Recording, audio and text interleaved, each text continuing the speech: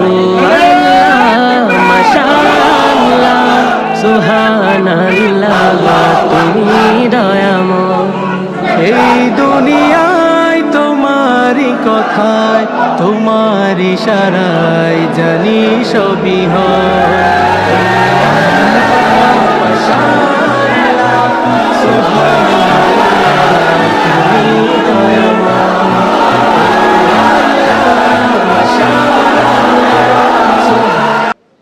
International Islamic university Chittagong IIUCর central অডিটোরিয়ামে আয়োজিত আজকের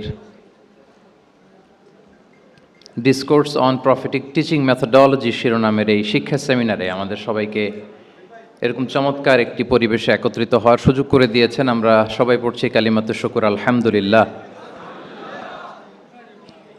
আল্লাহর দরবারে শুকরিয়া জ্ঞাপনের পাশাপাশি আমি অত্র বিশ্ববিদ্যালয়ের কর্তৃপক্ষকে অন্তরের অন্তঃস্থল থেকে ধন্যবাদ এবং মোবারকবাদ জানাতে চাই এরকম চমৎকার একটি পরিবেশে চমৎকার একটি শিক্ষা সেমিনারের আয়োজন করবার জন্য। আজকের এই প্রোগ্রামে উপস্থিত আছেন অত্র বিশ্ববিদ্যালয়ের সম্মানিত ভাইস চ্যান্সেলর মহোদয়, ট্রাস্টি বোর্ডের সম্মানিত চেয়ারম্যান মহোদয়, ভাইস চেয়ারম্যান মহোদয়, বিভিন্ন অনুষদের ডিন মহোদয়, head of department, professors, lecturers, stuffs, media কর্মী, সাংবাদিক বন্ধুরা, ভলান্টিয়ার্স এবং প্রিয় শিক্ষার্থী বন্ধুরা, আমি সবাইকে আবারও অন্তরের অন্তঃস্থল থেকে শুভেচ্ছা জানিয়ে এবং মোবারকবাদ জানিয়ে প্রফেটিক টিচিং মেথোডোলজি এই শিরোনামে সামান্য কিছু আলোচনা শুরু করছি ইনশাআল্লাহ বিইذنিল্লাহ। আপনারা শুরুতেই শুনেছেন এটা কিছুটা একাডেমিক প্যাটার্নের আলোচনা হবে এবং একাডেমিক প্যাটার্নের আলোচনার একটা নেগেটিভ সাইড হচ্ছে একটু কাঠখোট্টা টাইপের আলোচনা হয় আর কি। মাহফিলে যেমনি আমরা খুব ইন্টারেক্ট করতে পারি, মাহফিলে যেমনি আমরা জিজ্ঞেস করি যে বলেন ঠিক কিনা, এইখানে হয়তো এরকম আমার যে চিরায়ত অভ্যাস সেটা হয়তো আপনারা দেখতে পাবেন না। ঠিক কিনা জোরে বলেন, আরও জোরে বলেন, আল্লাহু আকবার, সুবহানাল্লাহ, এগুলো হয়তো এখানে অতটা বলার সুযোগ হবে না যেহেতু একাডেমিক বা সেমি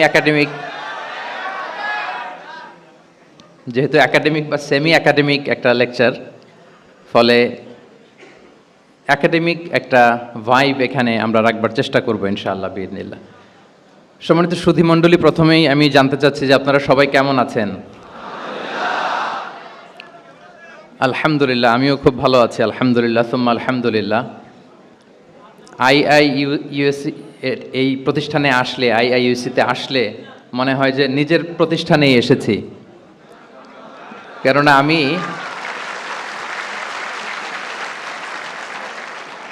IIUM এর ছাত্র আর কি, ইন্টারন্যাশনাল ইসলামিক ইউনিভার্সিটি মালয়েশিয়ার ছাত্র। তো ফলে আমার কাছে মনে হয় যে IIUM এর বাংলাদেশি ভার্সন হচ্ছে IIUC,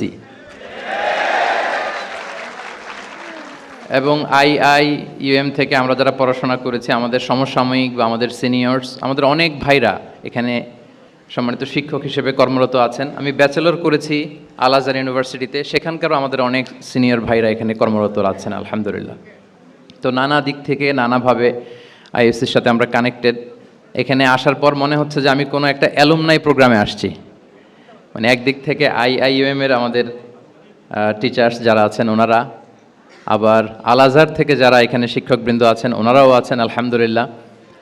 তো সব মিলিয়ে এই বিবেচনায় আমার কাছে মনে হয় যে আমি নিজের প্রতিষ্ঠানে এসেছি আলহামদুলিল্লাহ। প্রথমে আমি বলে রাখছি যে আমি খুবই সম্মানিত বোধ করছি যে এরকম চমৎকার একটি শিক্ষা সেমিনারে আমাকে আলোচনা করবার সুযোগ দেওয়া হয়েছে এই চমৎকার বিশ্ববিদ্যালয়ে। আমার সামনে অনেক বিদগ্ধ স্কলার্স, রিসার্চার, বিদগ্ধ আলেমে দ্বীন, ওনাদেরকে আমি দেখতে পাচ্ছি। ওনারা যদি আজকের সেমিনারে আলোচনা করতেন, আমি নিচে বসে শুনতে পারলে আমি অনেক কিছু শিখতে পারতাম, সেটাই বেশি সুন্দর দেখাতো আর কি। কিন্তু সম্মানিত উস্তাজদের নির্দেশক্রমে, অনুমতিক্রমে আমি আজকের এই সেমিনারের টপিকের উপর কিছু কথা উপস্থাপন করবার চেষ্টা করব ইনশাআল্লাহ বিইذনিল্লাহ।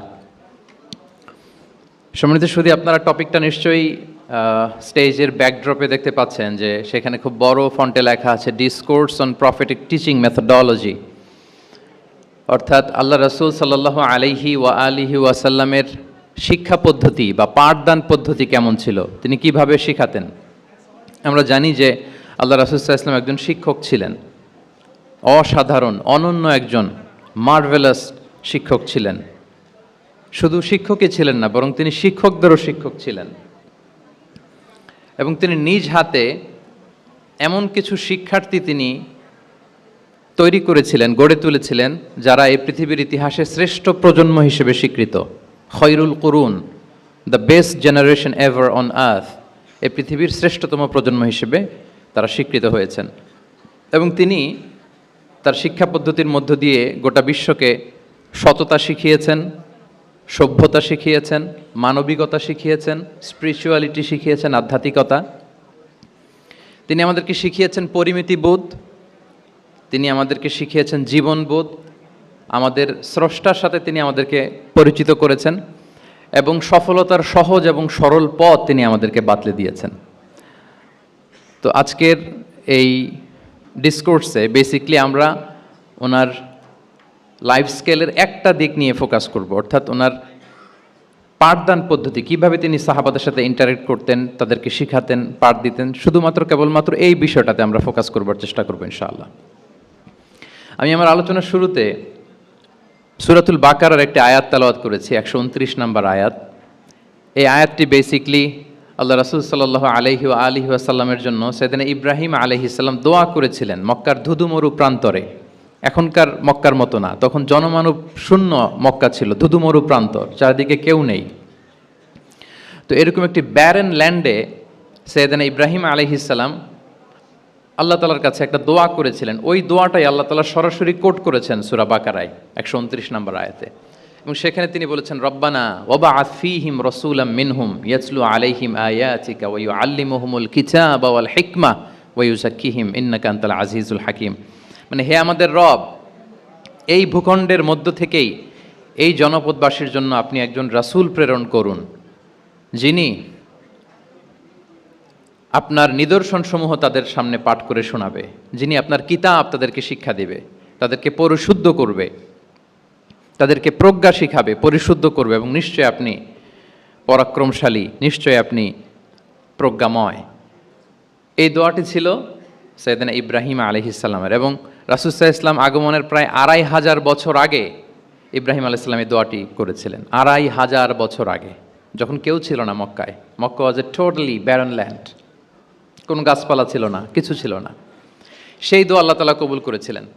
এবং এই দোয়ায় বেসিকলি তিনি আখিরি নবীর জন্য 4টা ফিচার কামনা করেছেন, যে আল্লাহ এই 4টা ফিচার দিয়ে আপনি নবী পাঠাবেন। এর মধ্যে একটা ছিল ওয়া ইউআল্লিমুহুমুল কিতাব, যে এমন নবী যেন হয় তিনি এই জনপদের লোকদেরকে কিতাব শিখাবে। কি শিখাবে? কিতাব। ওয়া ইউআল্লিমুহুমুল কিতাব। তার মানে রাসূল সাল্লাল্লাহু আলাইহি ওয়াসাল্লাম তিনি যে শিক্ষক হয়ে আসবেন, তিনি যে আল্লাহর কিতাব পৃথিবীবাসীকে শোনাবেন, তেলাওয়াত করে শোনাবেন, শেখাবেন, এই দোয়া রাসূল সাল্লাল্লাহু আলাইহি ওয়াসাল্লাম আগমনের 2500 বছর আগে সাইয়েদনা ইব্রাহিম আলাইহিস সালাম করেছিলেন। এবং রাসূল সাল্লাল্লাহু আলাইহি ওয়াসাল্লাম নিজেও বিভিন্ন হাদিসে ঘোষণা করেছেন যে আমি শিক্ষক হিসেবে প্রেরিত হয়েছি। ওয়া ইন্নামা বুইসতু মুআল্লিমান, আমি এই পৃথিবীতে শিক্ষক হিসেবে এসেছি। রাসূল সাল্লাল্লাহু আলাইহি ওয়াসাল্লাম 2টা গ্রুপ দেখলেন মসজিদে। এক গ্রুপ তারা জিকির আজকার করে, আরেক গ্রুপ তারা রিসার্চ করে, গবেষণা করে। রাসূল সাল্লাল্লাহু আলাইহি ওয়াসাল্লাম বললেন 2 দলই ভালো কাজ করতেছে, কিন্তু রাসূল সাল্লাল্লাহু আলাইহি ওয়াসাল্লাম যারা গবেষণা করতেছে, পড়াশোনা করতেছে, ফিকহ নিয়ে আলোচনা করতেছে, তাদের সাথে যেয়ে বসে গেলেন। আর তিনি বললেন ওয়া ইন্নামা বুইসতু মুআল্লিমান, আমি এই গ্রুপকে প্রায়োরিটি দিয়েছি কারণ আমি নিজেই শিক্ষক হিসেবে প্রেরিত হয়েছি। তারা অজ্ঞদেরকে শিক্ষা দিচ্ছে, জাহেলদেরকে, যারা কিছু জানে না, জ্ঞানের ছোঁয়া যাদের মধ্যে লাগেনি, এই গ্রুপ তাদেরকে এনলাইটেন করছে, আলোকিত করছে। ফলে আমি তাদেরকে প্রায়োরিটি দিলাম, তাদের সাথে বসে গেলাম। ওয়া ইন্নামা বুইসতু মুআল্লিমান, কারণ আমি পৃথিবীতে শিক্ষক হিসেবে প্রেরিত হয়েছি। তাহলে ইব্রাহিম আলাইহিস সালামের দোয়ার ফসল তিনি, হি কেম এজ এ টিচার, কারণ ইব্রাহিম আলাইহিস সালাম দোয়া করেছিলেন আল্লাহ এমন নবী পাঠাবেন যিনি ইউআল্লিমুহুমুল কিতাব, এই জনপদের লোকদেরকে কিতাব শিখাবে। এবং রাসূল সাল্লাল্লাহু আলাইহি ওয়াসাল্লাম নিজেও বলেছেন আমি শিক্ষক হিসেবে প্রেরিত হয়েছি। এবং জ্ঞানার্জনকে রাসূল সাল্লাল্লাহু আলাইহি ওয়াসাল্লাম বাধ্যতামূলক করেছেন, ম্যান্ডেটরি ফর অল। এবং জ্ঞান যে সবাই অর্জন করবে এটা তিনি বলেছেন, এটা সবার জন্য অবধারিত। শিক্ষার জন্য এটা মানুষের মৌলিক অধিকার। তিনি বলেছেন তলাবুল ইলমি ফারিদাতুন আলা কুল্লি মুসলিম, পৃথিবীর প্রতিটি মুসলমানের জন্য জ্ঞান অর্জন এটা ফারিদা, আবশ্যক, ম্যান্ডেটরি, এটা অপশনাল না, এটা কম্পালসারি। এবং নারী পুরুষ নির্বিশেষে সবার জন্য, এমন না যে শুধু পুরুষদের জন্য। রাসূল সাল্লাল্লাহু আলাইহি ওয়াসাল্লাম বলেছেন আলা কুল্লি মুসলিম, প্রতিটি মুসলিমের জন্য জ্ঞানার্জন এটা আবশ্যক। আলহামদুলিল্লাহ আমাদের অনেক বোনেরাও আজকের হল রুমে এসছে এবং রাসূল সাল্লাল্লাহু আলাইহি ওয়াসাল্লাম একটা স্পেশাল ডে নির্ধারণ করেছিলেন, special day for teaching women. মদিনার নারীদেরকে পাঠদানের জন্য, শেখানোর জন্য তিনি একটা স্পেশাল ডে নির্ধারণ করেছিলেন এবং নারীদের আগ্রহের কারণেই তিনি সেটা করেছিলেন। তারা একবার এসে রাসূল সাল্লাল্লাহু আলাইহি ওয়াসাল্লামকে বললেন যে গলাবানা আলাইকা রিজাল ফাজা আল্লানা ইয়াউমান মিন নাফসিক, হে নবী আমাদের মনে হচ্ছে পুরুষরা বেশি প্রায়োরিটি পেয়ে যায়, আপনি আমাদের জন্য স্পেশাল একটা ডে নির্ধারণ করেন, একটা দিন যেদিন এসে আমরা আপনার কাছ থেকে অনেক কিছু শিখবো, জানবো। ফাওয়াআদাহুন্না ইয়াউমান লাকিয়াহুন্না ফীহি ফাওয়াআযাহুন। রাসূল সাল্লাল্লাহু আলাইহি ওয়াসাল্লাম তাদের এই আবেদনের প্রেক্ষিতে মদিনার নারীদের জন্য একটা special day for teaching women, মদিনার যে কমিউনিটিতে নারীরা ছিল তাদের জন্য রাসূল সাল্লাল্লাহু আলাইহি ওয়াসাল্লাম স্পেশাল একটা ডে নির্ধারণ করেছিলেন এবং সেদিন পুরুষ সাহাবীদেরকে গুরুত্ব না দিয়ে তিনি শুধু নারীদের, বোনদের কোশ্চেন নিতেন, তাদেরকে তিনি পাঠদান করতেন, শিক্ষাদান করতেন। এবং জ্ঞানার্জনকে, জ্ঞানের আলোকে ছড়িয়ে দেওয়াটা, এটা ছিল রাসূল সাল্লাল্লাহু আলাইহি ওয়াসাল্লামের মূলত মিশন। জ্ঞানের আলোকে তিনি বিশ্বময় ছড়িয়ে দিতে বলেছেন। নলেজ হ্যাজ নো বাউন্ডারিজ, এটার কোনো বাউন্ডারি থাকবে না, গোটা বিশ্বের জন্য আমরা জ্ঞানকে ছড়িয়ে দেই, এটার ব্যাপারে তিনি আমাদেরকে উদ্বুদ্ধ করেছেন। তিনি বলেছেন বাল্লিগু আন্নি ওয়ালাউ আয়া, আমার পক্ষ থেকে একটি কথা, একটি বাণী, একটি আয়াত হলেও তোমরা পৌঁছে দাও। তাহলে তিনি আমাদেরকে জ্ঞানের এই আলো বিশ্বময় ছড়িয়ে দিতে উদ্বুদ্ধ করেছেন। এবং জ্ঞান লুকানোকে তিনি মহাপাপ বলেছেন। আপনার কাছে যদি নলেজ থাকে, সেই নলেজের ব্যাপারে যদি আপনাকে জিজ্ঞেস করা হয়, আপনি যদি এটা শেয়ার না করেন, তাহলে আপনি মহাপাপ করলেন। এটাকে আল্লাহ রাসূল সাল্লাল্লাহু আলাইহি ওয়া সাল্লাম জ্ঞান লুকানোকে মহাপাপ বলেছেন। তিনি বলেছেন মান সুইলা আন ইলমিন ফাকাতামাহু আলজামাহুল্লাহু ইয়াউমাল কিয়ামাতি বিলিজামিন মিনান নার। কাউকে কোনো বিষয়ে জ্ঞানের ব্যাপারে জিজ্ঞেস করা হলো আর সে যদি সেটাকে গোপন করে, কিয়ামতের দিন তাকে আগুনের লাগাম দিয়ে বাঁধা হবে, বলে ইয়াদু বিল্লাহ। তাহলে জ্ঞানকে ছড়িয়ে দিতে বলেছেন তিনি বিশ্বময়, জ্ঞানকে গোপন করতে তিনি বারণ করেছেন, নিষেধ করেছেন। আমরা যদি দেখি যে আল্লাহ রাসূল সাল্লাল্লাহু আলাইহি ওয়া সাল্লাম মক্কাতে যখন তিনি ইসলাম প্রচার শুরু করলেন, কোরআনের তালিম যখন তিনি মক্কাতে দিতে শুরু করলেন, তিনি এটাকে প্রাতিষ্ঠানিকভাবেই বেসিকলি শুরু করেছেন। আমরা যেমনি জ্ঞান বিতরণের জন্য প্রাতিষ্ঠানিক অবকাঠামো আমাদের প্রয়োজন হয়, রাসূল সাল্লাল্লাহু আলাইহি ওয়াসাল্লাম সেভাবেই একটা সেন্টার বেস তিনি শুরু করেছিলেন। এবং মক্কায় দারুল আরকাম নামে, আপনারা সবাই যারা রাসূল সাল্লাল্লাহু আলাইহি ওয়াসাল্লামের বায়োগ্রাফি পড়েছেন, ইতিহাস পড়েছেন, দারুল আরকাম থেকে বেসিকলি রাসূল সাল্লাল্লাহু আলাইহি ওয়াসাল্লাম এই জ্ঞান বিতরণ করতেন বা কোরআনের তালিম দিতেন। আরকাম ইবনে আবিল আরকাম একজন তরুণ সাহাবী, মাত্র 16 বছর বয়সে তিনি ইসলাম ধর্ম গ্রহণ করেছিলেন।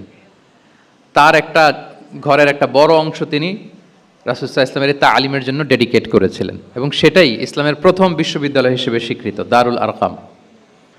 এবং মজার ব্যাপার হচ্ছে ওনার ঘরটা সিলেক্ট করার পেছনে স্ট্র্যাটেজিক অনেক কারণ ছিল। কারণ সে ছিল বানু মাখজুম গোত্রের, মানে কোরাইশের শত্রু, কোরাইশের রাইভাল ছিল বানি মাখজুম। রাসূল সাল্লাল্লাহু আলাইহি ওয়াসাল্লাম ছিলেন কোন বংশের? বলেন তো সবাই, কোন বংশের? কোরাইশ বংশের। আর আবু জাহাল ছিল কোন বংশের? না, সে বানু মাখজুম থেকে ছিল। So Banu Makhzum was the rival of Quraish. তারা ছিল কোরাইশদের সাথে একটা হাড্ডাহাড্ডি লড়াই, শত্রুর মতো আর কি। তো রাসূল সাল্লাল্লাহু আলাইহি ওয়াসাল্লাম কোরাইশি কারো ঘর বেছে নেন নাই, বরং বানু মাখজুম গোত্রের এক তরুণ আরকাম, তার ঘরটা তিনি বেছে নিয়েছিলেন। এবং স্ট্র্যাটেজিক্যালি এত চমৎকার একটা পজিশনে ছিল, মাত্র 130 মিটার ডিস্টেন্স ছিল কাবা থেকে। কাবা থেকে 130 মিটার দক্ষিণ পূর্বে এই আরকাম রাদিয়াল্লাহু তাআলা আনহুর ঘর ছিল। ফলে এই ঘরে যদি তিনি গ্যাদারিং করেন, কেউ আর সন্দেহ করবে না, যেহেতু এটা বানু মাখজুম গোত্রের একজন যুবকের ঘর। আল্লাহু আকবার। তো রাসূল সাল্লাল্লাহু আলাইহি ওয়াসাল্লাম এই দারুল আরকামে বসেই বেসিকলি তিনি এই কোরআনের তালিম, এই শিক্ষা, এই পাঠদান মক্কাতে সেন্টার বেস তিনি শুরু করেছিলেন।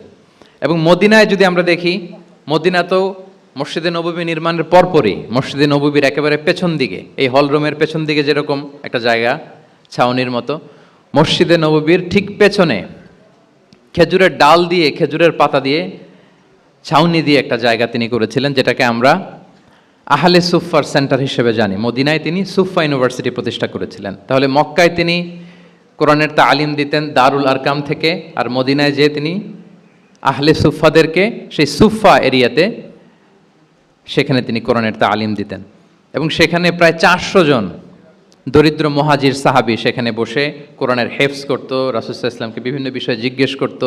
ইসলামের বুনিয়াদি শিক্ষা, the basic of the basics of Islam, আহলে সুফার সাহাবারা সেখানে দুনিয়ার সব কিছুকে স্যাক্রিফাইস করে দিয়ে সেখানে ওনারা রাসূল সাল্লাল্লাহু আলাইহি ওয়াসাল্লামের কাছ থেকে তালিম গ্রহণ করতেন। এবং দূর দূরান্ত থেকে আগন্তুক সাহাবারা যখন আসতো তারাও এখানে থাকতো, যেহেতু 400 জন থাকার মতো একটা প্লেস। রাসূল সাল্লাল্লাহু আলাইহি ওয়াসাল্লামকে তারা দিনের খুঁটিনাটি বিষয় জিজ্ঞেস করতেন। এবং সালাত শেষে এরকম অনেক হাদিস পাওয়া যায় যে রাসূল সাল্লাল্লাহু আলাইহি ওয়াসাল্লাম আহলে সুফার সাহাবীদের সাথে ওখানে বসেছেন, তাদের সাথে গল্প করেছেন, তাদের প্রশ্নের বিভিন্ন উত্তর দিয়েছেন। তাহলে সেন্টার বেজ শিক্ষাদান এটা কিন্তু রাসূল সাল্লাল্লাহু আলাইহি ওয়াসাল্লামের জীবনী থেকে আমরা দেখেছি। এবং যখন মসজিদে নববীর পেছনে আহলে সুফাদের 400 জনের পরে যখন আরও বেড়ে যাচ্ছিল, তখন রাসূল সাল্লাল্লাহু আলাইহি ওয়াসাল্লাম মসজিদের বাইরে মুকরিম বিন নাওফাল রাদিয়াল্লাহু তাআলা আনহুর একটা ঘরে আরেকটা সেন্টার করেছিলেন, এটাকে বলা হতো দারুল কুররা। এভাবে একটার পর একটা সেন্টার রাসূল সাল্লাল্লাহু আলাইহি ওয়াসাল্লাম তিনি নির্মাণ করেছেন এবং দ্বীনের বাণীকে তিনি ছড়িয়ে দিয়েছেন। এবং এখান থেকে যারা শিক্ষা অর্জন করতো, বেসিক্যালি তারা তো হেফজ করতো, কোরআনের যে আয়াতগুলো নাজিল হতো এগুলো হেফজ করতো, দিনের অন্যান্য বুনিয়াদি ব্যাপারে তারা শিক্ষা গ্রহণ করতেন। তো এই সাহাবীদেরকে কুররা বলা হতো। তাদেরকে আবার রাসূল সাল্লাল্লাহু আলাইহি ওয়াসাল্লাম বিভিন্ন এলাকাতে মুআল্লিম হিসেবে প্রেরণ করতেন। এটা রাসূল সাল্লাল্লাহু আলাইহি ওয়াসাল্লামের সুন্নাহ ছিল যে কোনো এলাকায় দিনের শিক্ষা দেওয়ার জন্য আগে মুআল্লিম পাঠাতেন। আমরা জানি যে হিজরতের আগে রাসূল সাল্লাল্লাহু আলাইহি ওয়াসাল্লামের আগেও তিনি মদিনাতে একজন সাহাবীকে পাঠিয়েছিলেন, মুসআব বিন উমাইর। এটা জানি না আমরা সবাই, মুসআব বিন উমাইরকে তিনি পাঠিয়েছিলেন। খুবই ড্যাশিং চেহারার ছিল, খুবই অ্যারিস্টোক্রেট একটা ফ্যামিলির ছিল। উনি এত চমৎকার পারফিউম ইউজ করতেন, উনি কোনো রাস্তা দিয়ে হেঁটে গেলে সবাই বুঝতো এই রাস্তা দিয়ে কিছুক্ষণ আগে হেঁটে গিয়েছে মুসআব বিন উমাইর। তো বাংলা একটা কথা আছে, আগে দর্শনদারি পরে গুণ বিচারী, এরকম একটা কথা আছে না? সো মদিনার লোকটা যাতে ইসলামের প্রতি খুব দ্রুত অ্যাট্রাক্টেড হয়, এজন্য তিনি আবু বকর রাদিয়াল্লাহু তাআলা আনহুকে পাঠাননি, ওমরে ফারুককে পাঠাননি, বরং মুসআব বিন উমাইর রাদিয়াল্লাহু তাআলা আনহুকে মুআল্লিম হিসেবে, he was the first ambassador of Islam, প্রথম অ্যাম্বাসেডর হিসেবে তিনি মদিনায় গিয়েছিলেন। এবং মদিনাতে আহলে সুফার মধ্য থেকে যারা অগ্রগামী ছিল, দারুল কুররা থেকে যারা অগ্রগামী ছিল, তাদেরকে আল্লাহ রাসূল সাল্লাল্লাহু আলাইহি ওয়া আলিহি ওয়াসাল্লাম জ্ঞান বিতরণের জন্য, কোরআন শেখানোর জন্য বিভিন্ন জায়গায় পাঠাতেন। আপনারা উহুদের যুদ্ধের পরপরই বিরে মাউনার ঘটনা শুনে থাকবেন। সেখানে রাসূল সাল্লাল্লাহু আলাইহি ওয়াসাল্লাম 70 জন হাফেজ সাহাবী, মানে ওই সময় পর্যন্ত যতটুকু কোরআনের আয়াত নাজিল হয়েছিল এগুলো যারা মুখস্থ করে ফেলেছিলেন, এরকম 70 জন সাহাবীকে একটা এরিয়াতে তিনি পাঠিয়েছিলেন।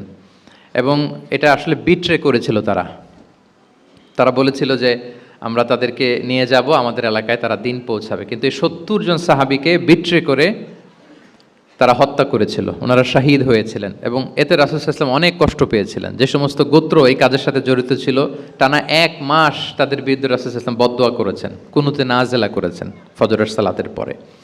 তাহলে এই যে ন্যারেশনগুলো, বর্ণনাগুলো আমি কেন উপস্থাপন করছি আপনাদের সামনে, এটা বোঝানোর জন্য যেটার পরম্পরাটা কীরকম, রাসূল সাল্লাল্লাহু আলাইহি ওয়াসাল্লাম কীভাবে কোন সেন্টার থেকে শুরু করলেন, তারপরে কিভাবে এটার ডেভেলপমেন্ট হচ্ছিল, তারপরে কিভাবে এটা আগাতে লাগলো।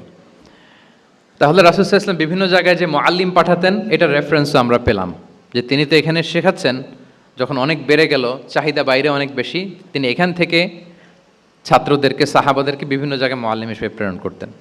এবং শিক্ষার বিনিময়ে তিনি বদরের যে বন্দীরা ছিল তাদের মুক্তিপণের অ্যানাউন্সমেন্ট করেছেন, র্যানসম, এটা আপনারা জানেন।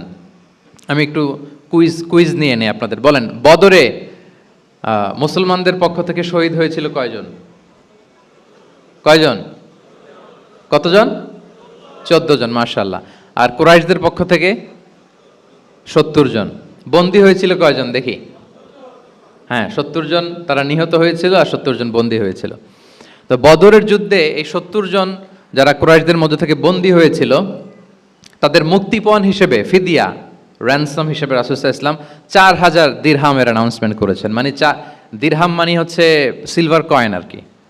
তৎকালীন সময় দিনার হচ্ছে গোল্ড কয়েন আর দিরহাম মানে সিলভার কয়েন। তো রাসূল সাল্লাল্লাহু আলাইহি ওয়াসাল্লাম 4000 সিলভার কয়েনের ঘোষণা করেছেন যে তোমরা যদি মুক্তি পেতে চাও তাহলে 4000 রৌপ্য মুদ্রা দিয়ে, সিলভার কয়েন দিয়ে তারপরে তোমরা মুক্তি পেতে হবে। তখন তিনি অ্যানাউন্স করলেন যে কারো যদি এই সামর্থ্য না থাকে যে 4000 স্বর্ণ মুদ্রা দিয়ে তোমরা র্যানসম আদায় করতে পারবো না। তাহলে এই লোকদের মধ্য থেকে যারা লিখতে পড়তে জানে, তারা যদি মদিনার 10 জন শিশুকে লেখাপড়া শিখিয়ে দেয়, তাহলে এটা তাদের মুক্তিপণ হয়ে যাবে। আল্লাহু আকবার। তাহলে শিক্ষাটাকে রাসূল ইসলাম কিভাবে দেখতেন, এটাকে কতটা গুরুত্ব দিতেন? তখন কিন্তু মুসলমানদের আর্থিকভাবে খুব কঠিন অবস্থা যাচ্ছিল। তখন এই জাতীয় ফিদিয়াগুলো, র্যানসমগুলো খুব জরুরি ছিল। তারপরে তিনি ঘোষণা করেছেন যাদের সামর্থ্য নাই, তারা যদি লিখতে পড়তে জানে, মদিনার 10 জন ছেলে মেয়েকে তারা যদি লেখাপড়া শিখিয়ে দিতে পারে, এইটা তাদের মুক্তিপণ হিসেবে কনসিডার করা হবে। আল্লাহু আকবার। তাহলে সম্মানিত শুধু আমরা সেই ইব্রাহিম আলাইহিস সালাতু ওয়াস সালামের দোয়া থেকে শুরু করে বদরের যুদ্ধ পর্যন্ত চলে আসলাম যে রাসূল সাল্লাল্লাহু আলাইহি ওয়াসাল্লাম শিক্ষাটাকে, এডুকেশনকে এবং শিক্ষার বাণীকে বিশ্বময় ছড়িয়ে দিতে তিনি কীরকম পদক্ষেপ নিয়েছেন, ওভারঅল একটা আমরা আইডিয়া পেয়েছি। এটা ছিল আমার ইন্ট্রোডাক্টরি ডিসকাশন। এখন আমি মূল আলোচনায় চলে যাই যে রাসূল সাল্লাল্লাহু আলাইহি ওয়াসাল্লাম সাহাবাদেরকে যে তিনি শেখাতেন, ওনার পাঠদান পদ্ধতি কেমন ছিল। প্রথম কথা হচ্ছে রাসূল সাল্লাল্লাহু আলাইহি ওয়াসাল্লাম পিতৃ স্নেহে সাহাবাদেরকে শিক্ষা দিতেন, as like a father teaching his child, teaching his son or daughter. পরম মমতায় বাবা যেমনি তার সন্তানকে পরম যত্নে, পরম আদরে, পরম মমতায় শেখায়, ভুল ধরিয়ে দেয়, সংশোধন করে দেয়, আল্লাহ রাসূল সাল্লাল্লাহু আলাইহি ওয়া আলিহি ওয়াসাল্লাম সন্তানকে যেমনি বাবা পরম মমতায় আদর করে শেখায়, ঠিক সেভাবে শেখাতেন। এবং তিনি বলেছেন যে ইন্নামা আনা লাকুম বিমানজিলাতিল ওয়ালিদি উআল্লিমুকুম, নিশ্চয় আমি তোমাদের বাবার মতো, বাবা যেমনি ছেলে মেয়েদেরকে শেখায়। এবং এই হাদিসে এসছে যে রাসূল সাল্লাল্লাহু আলাইহি ওয়াসাল্লাম তাদেরকে শিখিয়েছেন সাহাবাদেরকে যে ওয়াশরুমে গেলে কিভাবে ক্লিন হইতে হবে, টু দ্য ডাইরেকশন অফ কেবলা বসা যাবে না, কেবলাকে পেছনে রেখে বসা যাবে না, এমনকি ঢিলাগুলো ইউজ করতে হলে ডান হাতে ইউজ করা যাবে না, বাঁ হাতে। তারপর এটা বেজোর হইতে হবে। এরকম ধরে ধরে উম্মাকে শিখিয়েছেন। নারীদের মেনস্ট্রুয়েশনাল পিরিয়ডের ব্যাপারে বিধানগুলো শিখিয়েছেন। স্বামী স্ত্রীর অন্তরঙ্গ মুহূর্তের ব্যাপারে মাসআলা কি, ব্যাপারগুলো কি, লিগ্যাল অপিনিয়ন কি, ধরে ধরে বাবা মা যেমনি ছেলে মেয়েদেরকে ধরে ধরে শিখিয়ে দেয় যে এইভাবে this is good and this is bad, dos and don'ts যেমনি মা বাবা শেখায়, আল্লাহ রাসূল সাল্লাল্লাহু আলাইহি ওয়াসাল্লাম বলেন ইন্নামা আনা লাকুম বিমানজিলাতিল ওয়ালিদি ওয়া আল্লিমুকুম, আমি তোমাদের বাবার মতো, বাবা যেমনি শেখায় পরম মমতায়, এভাবে আমি তোমাদেরকে শিক্ষা দিই। এবং রাসূল সাল্লাল্লাহু আলাইহি ওয়াসাল্লাম খুব সহজ করে উপস্থাপন করতেন, কোনো কিছুকে জটিল করতেন না। এটা কিন্তু একজন আদর্শ শিক্ষকের বৈশিষ্ট্য।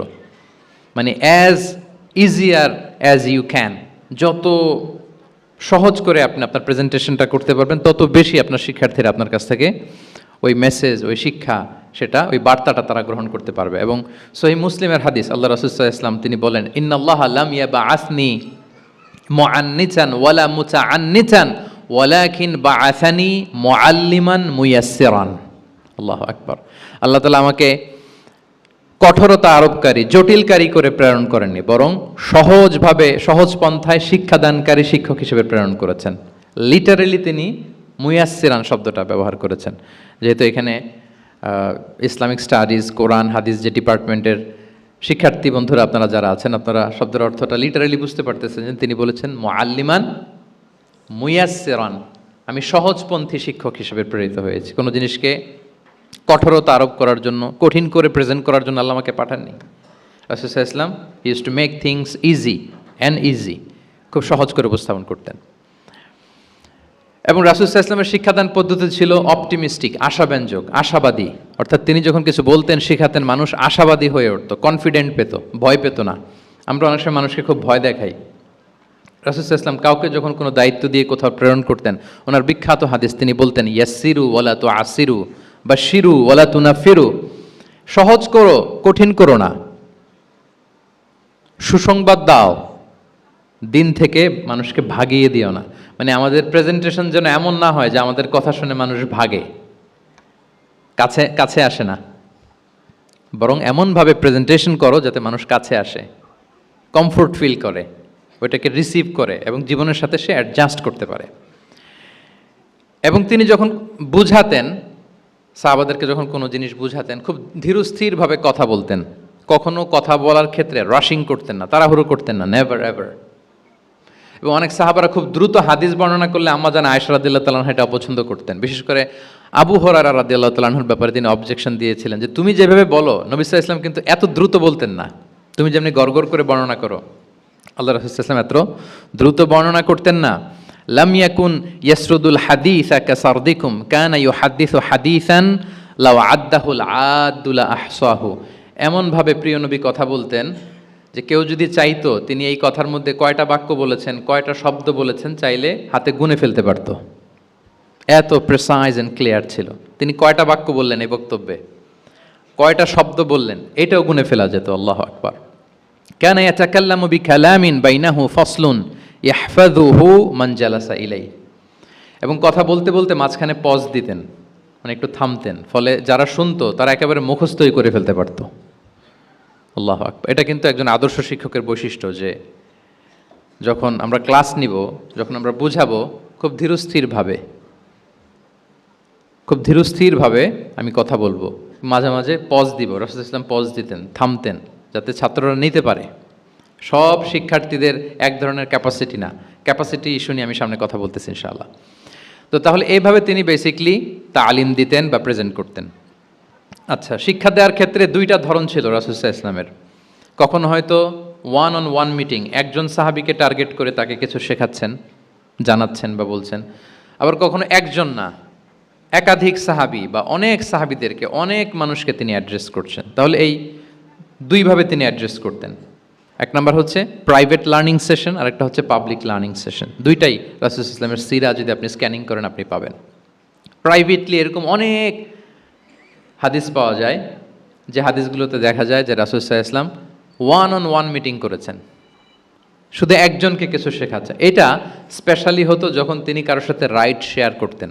রাইড অর্থাৎ তিনি উটে ছিলেন, উটের পেছনে আরেকজন সাহাবী বসা, তিনি গাধার উপরে বসা, পেছনে আরেক সাহাবী বসা, তিনি খচ্চরের উপর বসা, আরেক সাহাবী বসা। যখন তিনি রাইড শেয়ার করতেন, এরকম ভুরি ভুরি হাদিস আপনারা পাবেন যে মুআয ইবনে জাবাল বলতেছে যে কুনতু রদিফা রাসূলিল্লাহ, কুনতু খালফা রাসূলিল্লাহ।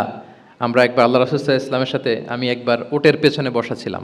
আব্দুল ইবনে আব্বাস বলতেছেন আমি উটের পেছনে বসা ছিলাম। ফদল ইবনে আব্বাস বলতেছেন আমি একবার একটা খচ্চরের পেছনে বসা ছিলাম।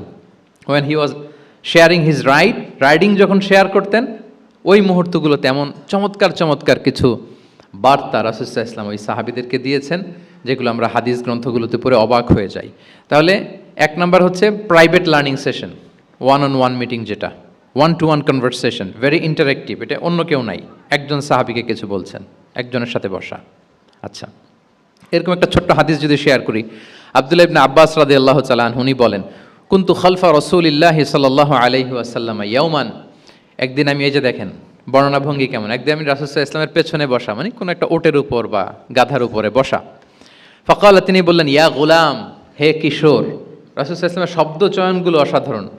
আমরা অনেক হাদিস আজকে শেয়ার করার চেষ্টা করব, আপনি বাক্য চয়ন, শব্দ চয়ন শুনলে অবাক হবেন। ইয়া গুলাম, হে কিশোর, ইন্নী উআল্লিমুকা কালিমাতিন, আমি তোমাকে চমৎকার কিছু কথা শিখিয়ে দিচ্ছি, শোনো। তখন কিন্তু কেউ নাই। এই হাদিস উনি বর্ণনা না করলে আমরা জানতে পারতাম না, কারণ ওনারা এক ওটের উপরে বা ঘোড়ার উপরে ছিলেন। পরে যখন আব্দুল ইবনে আব্বাস এটা ন্যারেট করলেন তখন আমরা জানতে পেরেছি। তো এটা ছিল প্রাইভেট লার্নিং সেশন, শুধু ওনার সাথে। তোমাকে কিছু কথা শিখিয়ে দেই। ইহফাদিল্লাহা ইয়াহফাযকা, ইহফাদিল্লাহা তাজিদহু তুজাহাক। এটা অনেকের মুখস্থ আছে না, বিখ্যাত হাদিস, আল আরবাউন আন-নববিয়ার ভেতরেও আছে। তুমি আল্লাহর বিধানগুলোকে সংরক্ষণ করো, রক্ষণাবেক্ষণ করো, টেক কেয়ার করো, আল্লাহ তোমার টেক কেয়ার করবেন। তুমি আল্লাহর বিধান টেক কেয়ার করো, আল্লাহ তোমার পাশে থাকবেন। ইদা সাআলতা ফাসআলিল্লাহ, হে আব্দুল্লাহ, যখন চাইবে আল্লাহর কাছে চাইবে, যখন ফরিয়াদের হাত তুলবে কেবলমাত্র আল্লাহর কাছেই তুলবে। ওয়া ইদা ইসতাআনতা ফাসতাঈন বিল্লাহ, যখন সাহায্য চাইবে কেবল আল্লাহর কাছেই সাহায্য চেও। ওয়া আলাম আন্নাল উম্মাতা লাউ ইজতামাআত আলা আন ইয়ানফাউকা বিশাইইন লাম ইয়ানফাউকা ইল্লা বিশাইইন ক্বাদ কাতাবাহুল্লাহু লাক। গোটা বিশ্বের সবাই মিলে যদি তোমার কোনো উপকার করতে চায় তাহলে ততটুকুই করতে পারবে যতটুকু আল্লাহ তোমার ভাগ্যে রেখেছে। আল্লাহ যতটুকু উপকার তোমার ভাগ্যে রেখেছে অতটুকুই হবে। ওয়া ইন ইজতামাউ আলা আন ইয়াদুররুকা বিশাইইন লাম ইয়াদুররুকা ইল্লা বিশাইইন ক্বাদ কাতাবাহুল্লাহু আলাইক। গোটা বিশ্বের সবাই মিলে যদি তোমার ক্ষতি করতে চায় ঠিক ততটুকুই করতে পারবে যতটুকু তোমার নসিবে আছে, এর চেয়ে 1 ইঞ্চিও বেশি ক্ষতি করতে পারবে না। রুফিআতিল আকলামু ওয়া জাফফাতিস সুহুফ, কলম উঠিয়ে নেওয়া হয়েছে, এখন যা হবার তাই হবে। তাহলে দেখেন, আকীদা সংক্রান্ত, ইসলামের বুনিয়াদি বিশ্বাস সংক্রান্ত চমৎকার কিছু লার্নিং, কিছু লেসন আল্লাহ রাসূল সাল্লাল্লাহু আলাইহি ওয়াসাল্লাম আব্দুল্লাহ ইবনে আব্বাসকে দিয়েছেন, এবং এটা ছিল one on one meeting, private learning session. আর কেউ ছিল না তখন। আব্দুল্লাহ ইবনে আব্বাস এটা শুনেছেন এবং আমাদের কাছে বর্ণনা করেছেন। আচ্ছা, এটা গেল একটা। আরেকটা কি বলেছিলাম?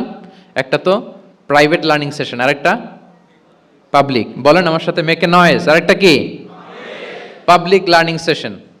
ওইটা একা একা না, হয়তো অনেক সাহাবী একসাথে আছে, তাদেরকে কিছু বলছেন বা শেখাচ্ছেন, অথবা হিউজ কংগ্রেগেশন, অনেক বড় গ্যাদারিং।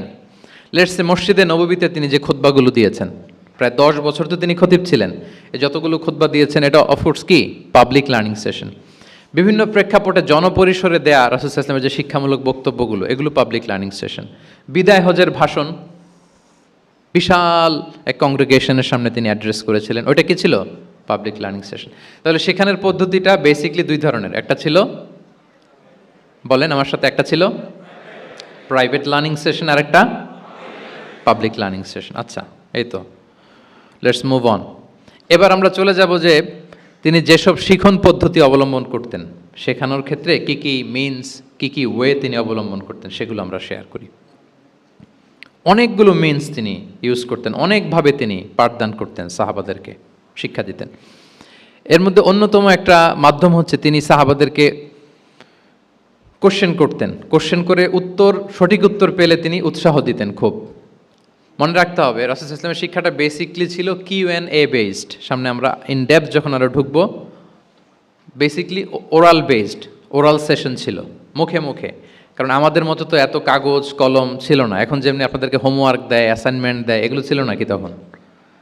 রাসূল সাল্লাল্লাহু আলাইহি ওয়াসাল্লামের সময় অ্যাসাইনমেন্ট দেওয়ার রীতি ছিল? বলেন, আপনাদের অ্যাসাইনমেন্ট দেয় স্যাররা? হ্যাঁ, সবাইকে দেয়? ভাল লাগে অ্যাসাইনমেন্ট করতে?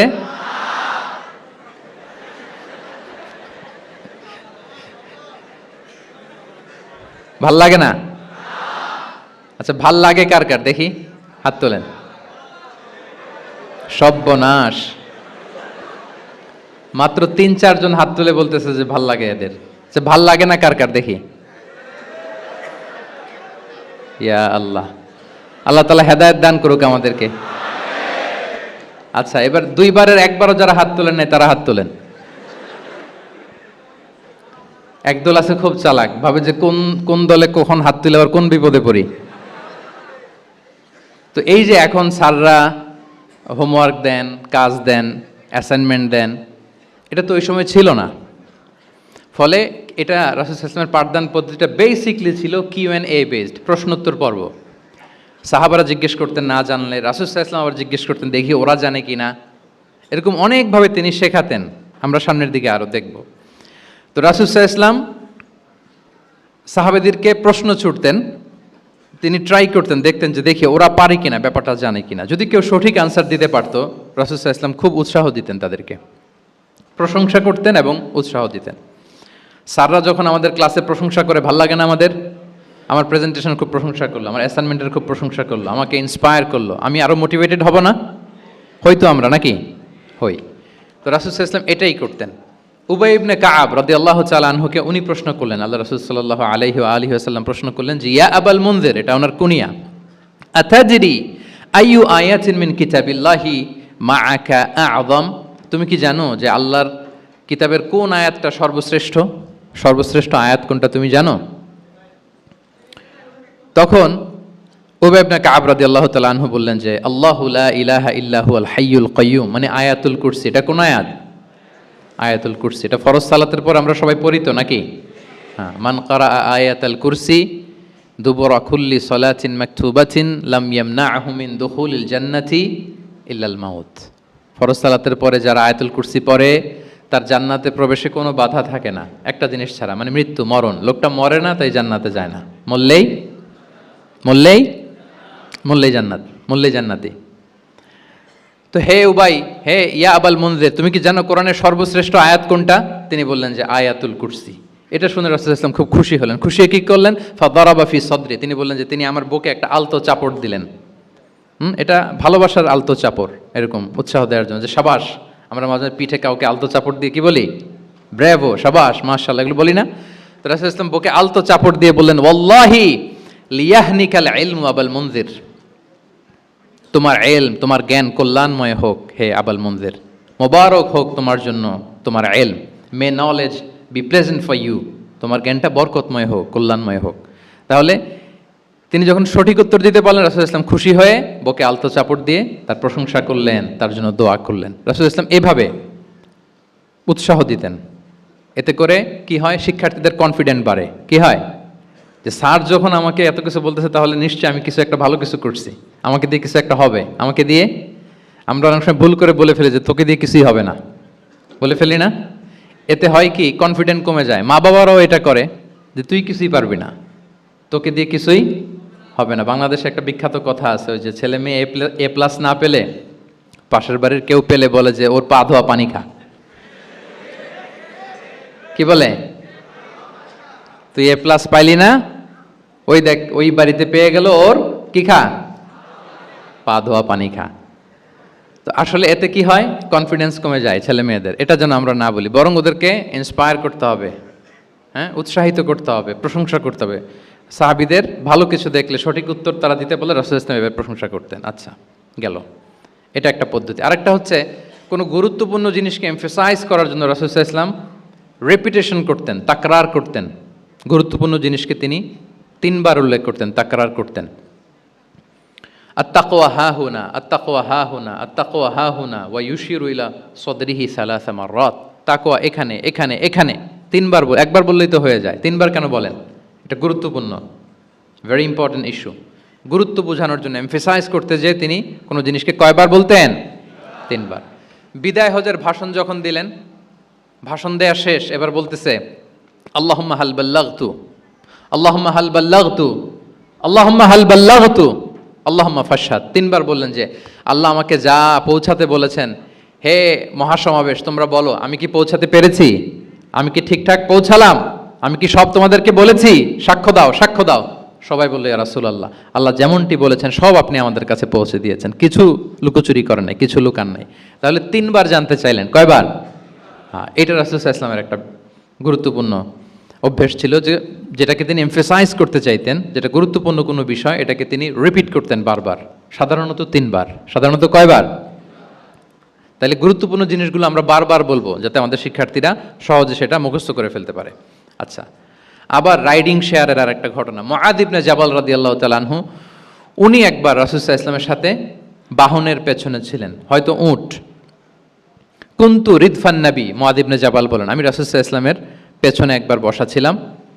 তো তখন হঠাৎ করে রাসূল সাল্লাল্লাহু আলাইহি ওয়াসাল্লাম আমাকে ডাক দিলেন। রাসূল সাল্লাল্লাহু আলাইহি ওয়াসাল্লাম সামনে, মুআয ইবনে জাবাল পেছনে। হঠাৎ ডেকে বললেন, ইয়া মুআয ইবনে জাবাল, হে মুআয ইবনে জাবাল। তো তিনি বললেন খুব বিনয়ের সাথে, কুলতু লাব্বাইকা রাসূলুল্লাহি ওয়া সাআদাইক, মানে হে আল্লাহ রাসূল আমি হাজির, আমি প্রস্তুত। হে আল্লাহ রাসূল আপনি খালি অর্ডার করেন, বান্দা হাজির। আমরা এরকম বলি না মাঝে মাঝে বাংলায়, কি বলি? বান্দা হাজির, মানে আমি আছি আপনার খেদমত, আপনি বলেন। তো রাসূল ইসলাম বললেন, ইয়া মুআয ইবনে জাবাল লাব্বাইকা রাসূলুল্লাহি ওয়া সাআদাইক, ইয়া রাসূলুল্লাহ আমি হাজির। কিন্তু রাসূল ইসলাম কিছু বলেন না, কিছুই বলেন না। আবার যাচ্ছে, উট যাচ্ছে যাচ্ছে যাচ্ছে, কয়েক মিনিট পরে আবার ডাক দিলেন, ইয়া মুআয ইবনে জাবাল, হে মুআয। উনি একই কথা, লাব্বাইকা রাসূলুল্লাহ সাআদাইক, হে আল্লাহ রাসূল আমি হাজির, উপস্থিত। আবার ইয়া মুআয ইবনে জাবাল, হে মুআয। তিনি একই কথা বললেন, লাব্বাইকা রাসূলুল্লাহ। 3 বার বললেন, 3 বার মুআয ইবনে জাবাল একই উত্তর দিলেন। তার মানে ওনার আগ্রহটা বাড়াচ্ছেন। রাসূল সাল্লাল্লাহু আলাইহি ওয়াসাল্লাম একটা গুরুত্বপূর্ণ কথা বলবেন, এই কথাটা শোনানোর জন্য মুআয ইবনে জাবালের উনি কি করতেছেন, ভেতর থেকে কথা বুঝতেছেন আমার সবাই, আগ্রহটা আরো বাড়াচ্ছেন, আরো বাড়াচ্ছেন। যখন দেখলেন যে না, আগ্রহ একেবারে 100-এ 100, এখন বললে সে এটা রিসিভ করতে পারবে, কাজে দিবে, তখন তিনি বললেন যে মুআয তুমি কি জানো, হাল তাদরি মা হাক্কুল্লাহি আলাল ইবাদ, বান্দার উপর আল্লাহর হক কি জানো? তিনি বললেন আল্লাহু ওয়া রাসূলুহু আ'লাম, আল্লাহ আল্লাহ রাসূল ভালো জানে। সাহাবাদের একটা বৈশিষ্ট্য ছিল, they are very down to earth, মানে আউট অফ হাম্বলনেস তারা বলতেন আল্লাহ আল্লাহ রাসূল ভালো জানে। তো তিনি বললেন যে আল্লাহর, বান্দার উপর আল্লাহর অধিকার হচ্ছে যে বান্দা কখনো আল্লাহর সাথে শিরক করবে না, এক আল্লাহর ইবাদত করবে। কিছুক্ষণ পর আবার ইয়া মুআয ইবনে জাবাল, দেখেন কি স্টাইল, মানে রাজকীয় একটা স্টাইল। ইয়া মুআয ইবনে জাবাল, আবার তিনি লাব্বাইকা রাসূলুল্লাহ সাআদাইক, হে আল্লাহর রাসূল আমি তো হাজির। তখন বললেন তুমি কি জানো আল্লাহর উপরে বান্দার হক কি? এতক্ষণ তো জানলা যে আল্লাহর হক কি, তুমি কি জানো যে আল্লাহর প্রতি বান্দার হক কি? আবার বললেন যে আল্লাহ রাসূলই ভালো জানেন। তখন রাসূল সাল্লাল্লাহু আলাইহি ওয়াসাল্লাম বললেন যে আল্লাহর হক যেমনি তুমি জানলে যে বান্দা আল্লাহর সাথে শরীক করবে না, এক আল্লাহর ইবাদত করবে, এটা যদি কোনো বান্দা করে তাহলে ওই বান্দাকে কখনো আল্লাহ শাস্তি দিবেন না। এটা হচ্ছে বান্দার হক। আল্লাহর কাছ থেকে সে এটা পাবে যে আনলা ইউআযিবাহুম, আল্লাহ তাআলা তাকে কখনো শাস্তি দিবেন না। তাহলে আপনারা বলেন তো, ওটে করে রাসূল সাল্লাল্লাহু আলাইহি ওয়াসাল্লাম যাচ্ছে, পেছনে কে বসা? হুট করে বলল মুআজ একটা কথা শোনো, আল্লাহর হক হচ্ছে বান্দা আল্লাহর ইবাদত করবে, আর বান্দার হক হচ্ছে এটা করলে সে শাস্তি পাবে না। কথাটা যদি এমনি বলে দিত তাইলে কি এত এটা গুরুত্ব পাইতো? কথা বলেন, পাইতো? এটা তো 10 সেকেন্ডেই শেষ। কিন্তু যেতে যেতে হে মুআদ ইবনে জাবাল লাব্বাইকা ইয়া রাসূলুল্লাহ সাআদিক, কিছু বলে না। হে রাসূল আমি তো শুনতেছি, বলেন। আবার একটু পরে হে মুআজ ইয়া রাসূলুল্লাহ আমি হাজির, বলেন। আরো কিছু সময় পর হে মুআজ ইয়া রাসূলুল্লাহ, মানে তার আগ্রহ বাড়াতে বাড়াতে বাড়াতে যখন আগ্রহের পারদ একেবারে উচ্চাঙ্গে, তখন রাসূল সাল্লাল্লাহু আলাইহি ওয়াসাল্লাম বার্তাটা পেশ করলেন। আল্লাহু আকবার। তাহলে এটা ছিল রাসূল সাল্লাল্লাহু আলাইহি ওয়াসাল্লামের অভ্যেস যে তিনি একই কথা বারবার বলে আগ্রহ বাড়াতেন। 3 বার তিনি বলেছেন, 3 বার ডাক দিয়েছেন হে মুআদ ইবনে জাবাল। তাহলে রিপিটেশন এটা একটা অভ্যেস ছিল রাসূল সাল্লাল্লাহু আলাইহি ওয়াসাল্লামের, পাঠদানের ক্ষেত্রে একটা পদ্ধতি। আচ্ছা, রাসূল সাল্লাল্লাহু আলাইহি ওয়াসাল্লামের আরেকটা পদ্ধতি ছিল যে তিনি ধারণ ক্ষমতা অনুযায়ী নির্দেশনা দিতেন, considering the state of the addressee. যাকে অ্যাড্রেস করতেছেন তার ক্যাপাসিটি কতদূর এটা বুঝে শুনে বলতেন, খুব বাড়িয়ে বলতেন, বেশি কিছু বলতেন না।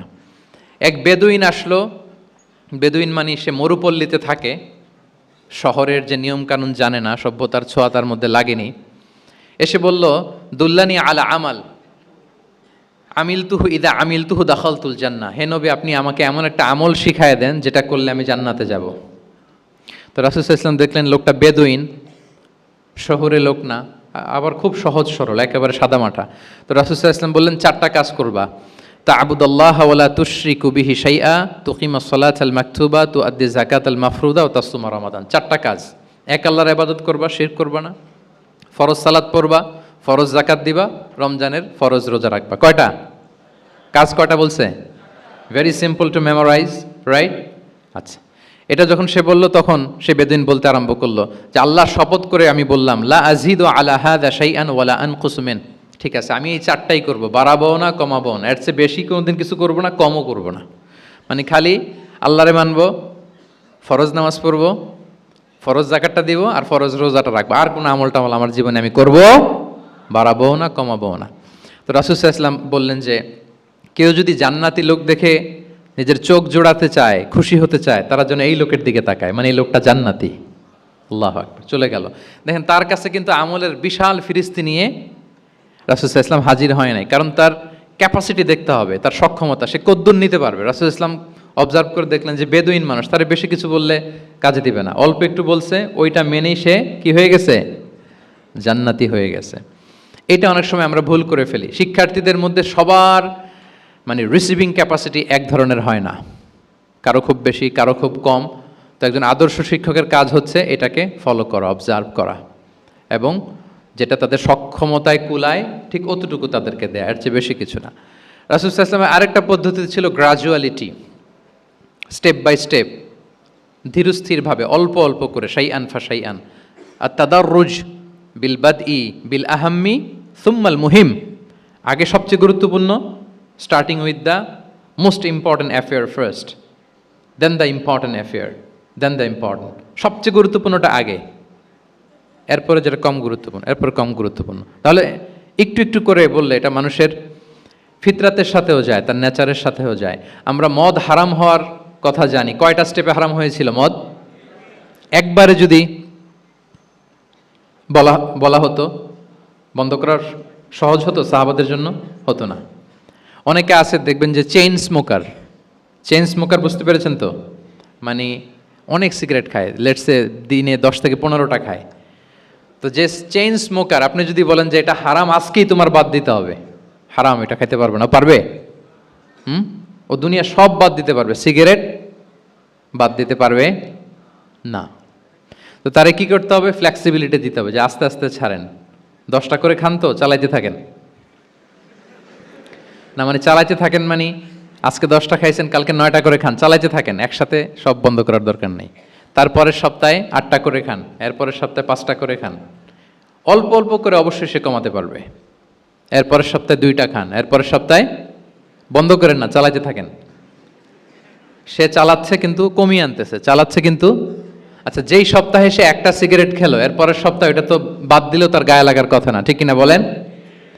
যেই সপ্তাহে কয়টা খেলো এটা তো স্যাক্রিফাইস করা যায়, কিন্তু 10টা থেকে 0-তে আসা সহজ না। তাহলে গ্রাজুয়ালি আমরা এই ভুলটা করি। অনেকের নতুন করে আল্লাহ তাআলা রিয়েলাইজেশন দিয়েছেন, নতুন দিনে আসছে, দিনে ফিরছে, মানে প্র্যাকটিসিং হতে চায়। এখন আপনি তারে পাইয়া এমন নিয়ম কানুন দেখাচ্ছেন, বেচারা তো বলে আগে যা ছিলাম ওইটাই ভালো ছিলাম। এরকম হয় না অনেক সময়?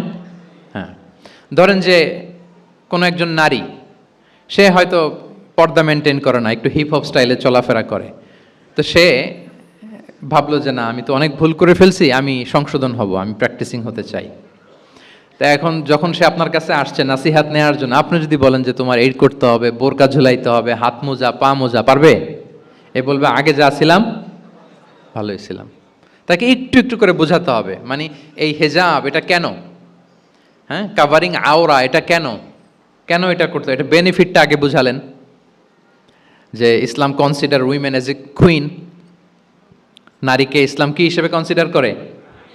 রানী হিসেবে। তো রানীর তো একটা ড্রেস কোড থাকবে, স্পেশাল পোশাক থাকবে, এগুলো বুঝাবেন। সে যাতে একটু নিজেকে গুছিয়ে চলে, শুরুর দিকে আপনি এই বার্তা দিতে পারেন যে একটু গুছিয়ে চলতে হবে। এরপর একটু শালীন পোশাকে যেন সে অভ্যস্ত হয়, এটা বললেন। সে যখন শালীন পোশাকে অভ্যস্ত, তারপরে হেজাবের ফজিলত বললেন, সে যেন হেজাব পরে।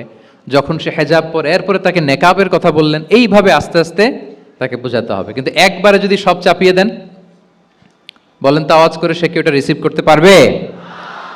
কারণ এই যে গ্রাজুয়ালিটি আর তাদাররুজ, এই সিস্টেমটা আপনি ভায়োলেট করেছেন, করেন নাই।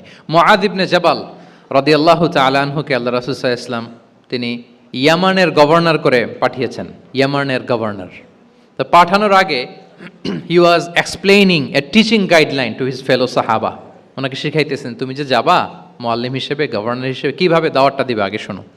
তিনি মুআয ইবনে জাবালকে বললেন, ইন্নাকা তা'তি কওমান মিন আহলিল কিতাব। হে মুআয, জেনে রাখো, এমন একটা এলাকায় তোমাকে পাঠাচ্ছি, তারা কিন্তু আহলে কিতাব, মানে তারা হচ্ছে Jewish and Christian community, they are not Muslim, তারা কিন্তু ইহুদি খ্রিস্টান ওখানে। সো তুমি কিভাবে দাওয়াত দিবা? ফাদউহুম ইলা শাহাদাতি আন লা ইলাহা ইল্লাল্লাহ আন্না মুহাম্মাদুর রাসূলুল্লাহ। প্রথমে তাওহীদের দাওয়াত দিবা। আওয়াজ করে বলেন, প্রথমে দাওয়াত হবে কিসের? তাওহীদের। ফাইনহুম আতাউ লিযালিক, বাক্যটা খেয়াল করেন। যখন তারা এটা মেনে নিবে, এটাতে অভ্যস্ত, তারপর তুমি দাওয়াত দিবা যে আল্লাহ প্রতিদিন 5 ওয়াক্ত সালাত ফরজ করেছেন। কয় ওয়াক্ত? 5 ওয়াক্ত সালাত। আচ্ছা, ফাইনহুম আতাউ লিযালিক, যখন তারা 5 ওয়াক্তে সালাতেও অভ্যস্ত হবে, তখন বলবা যে আল্লাহ তাআলা ধনীদের উপর যাকাত ফরজ করেছেন। ফাইনহুম আতাউ লিযালিক, যখন ওইটা মানবে, এরপরে বলবা রমজানের রোজা ফরজ করেছেন। সুবহানাল্লাহ, সুবহানাল্লাহ, আল্লাহু আকবার। তাহলে ধাপে ধাপে দেখেন, এই যে টিচিং গাইডলাইন তিনি দিচ্ছেন ওনার ফেলো সাহাবাকে, ফেলো ক্যাম্পেনিয়নকে, যে তুমি ইয়ামানে যে একবারে সব বিধান তুমি যা জানো, মনে করো না যে সবাই ওইটা মানবে। তারা জুইশ, তারা ক্রিশ্চিয়ান, একটু একটু করে তাদেরকে দাওয়াত দিতে হবে। তাহলে গ্রাজুয়ালিটি, পাঠদান পদ্ধতির একটা অন্যতম বিষয় হচ্ছে কি গ্রাজুয়ালিটি, মানে ধাপে ধাপে, ধীরে ধীরে, অল্প অল্প করে বোঝানো। আচ্ছা, রাসূল সাল্লাল্লাহু আলাইহি ওয়াসাল্লাম মাঝে মাঝে কোনো কথার গুরুত্ব বোঝানোর জন্য শপথ করতেন, drawing attention by making oath, শপথ করে কথার গুরুত্ব বোঝাতেন। তিনি বলতেন, ওয়াল্লাহি ইন্নী লা আস্তাগফিরুল্লাহ ওয়া আতুবু ইলাইহি ফিল ইয়াউমি আকসারা মিন ৭০ মাররা। আল্লাহর শপথ, আমি নবী প্রতিদিন ৭০ বারেরও বেশি তওবা ইস্তেগফার করি। কয়বারেরও বেশি? ৭০ বার। এই কথাটার তাওবা ইস্তেগফারের গুরুত্ব বোঝাতে যেয়ে তিনি শুরুতে বলেছেন ওয়াল্লাহি, আল্লাহর শপথ। এরকম অনেক হাদিসে পাওয়া যায়, তিনি বলেছেন ওয়াল্লাযী নাফসু মুহাম্মাদিন বিয়াদিহি, ওই সত্তার শপথ যার হাতে মুহাম্মাদের আত্মা। আবার মাঝে মাঝে বলেছেন ওয়াল্লাযী নাফসি বিয়াদিহি, ওই সত্তার শপথ যার হাতে আমার আত্মা। এভাবে বলে তিনি কথা শুরু করেছেন। যখন তিনি এরকম শপথ করতেন, তখন কথার গুরুত্ব বোঝা যেত। কি বোঝা যেত? গুরুত্ব বোঝা যেত। তাহলে শপথ করে মাঝে মাঝে তিনি জিনিস বোঝাতেন। আচ্ছা, আমরা আমাদের বিভিন্ন প্রেজেন্টেশন বা লেকচার বোঝানোর জন্য অনেক মিনস ইউজ করি না? আল ওয়াসাইল তালিমিয়া, এটাও কিন্তু রাসূল সাল্লাল্লাহু আলাইহি ওয়াসাল্লাম করতেন। আমরা কি করি আমি তো জানি না আপনাদের আইএসসিতে ক্লাসরুমগুলো কেমন। নিশ্চয়ই সেখানে বোর্ড আছে। কি আছে? হোয়াইট বোর্ড নাকি ডিজিটাল বোর্ড? আচ্ছা, ডিজিটাল বোর্ডে যাননি আপনারা, আস্তে আস্তে যাবেন। হোয়াইট বোর্ডে তো আছেন। হোয়াইট বোর্ডে কি দিয়ে লেখা হয়? মার্কার। আচ্ছা, প্রেজেন্টেশন স্লাইড মাঝে মাঝে ইউজ করেন না? বা টিচার করে কি না? তো সেটা কিভাবে করে? মাইক্রো প্রজেক্টর দিয়ে করে। এগুলো হচ্ছে আল ওয়াসাইল তালিমিয়া।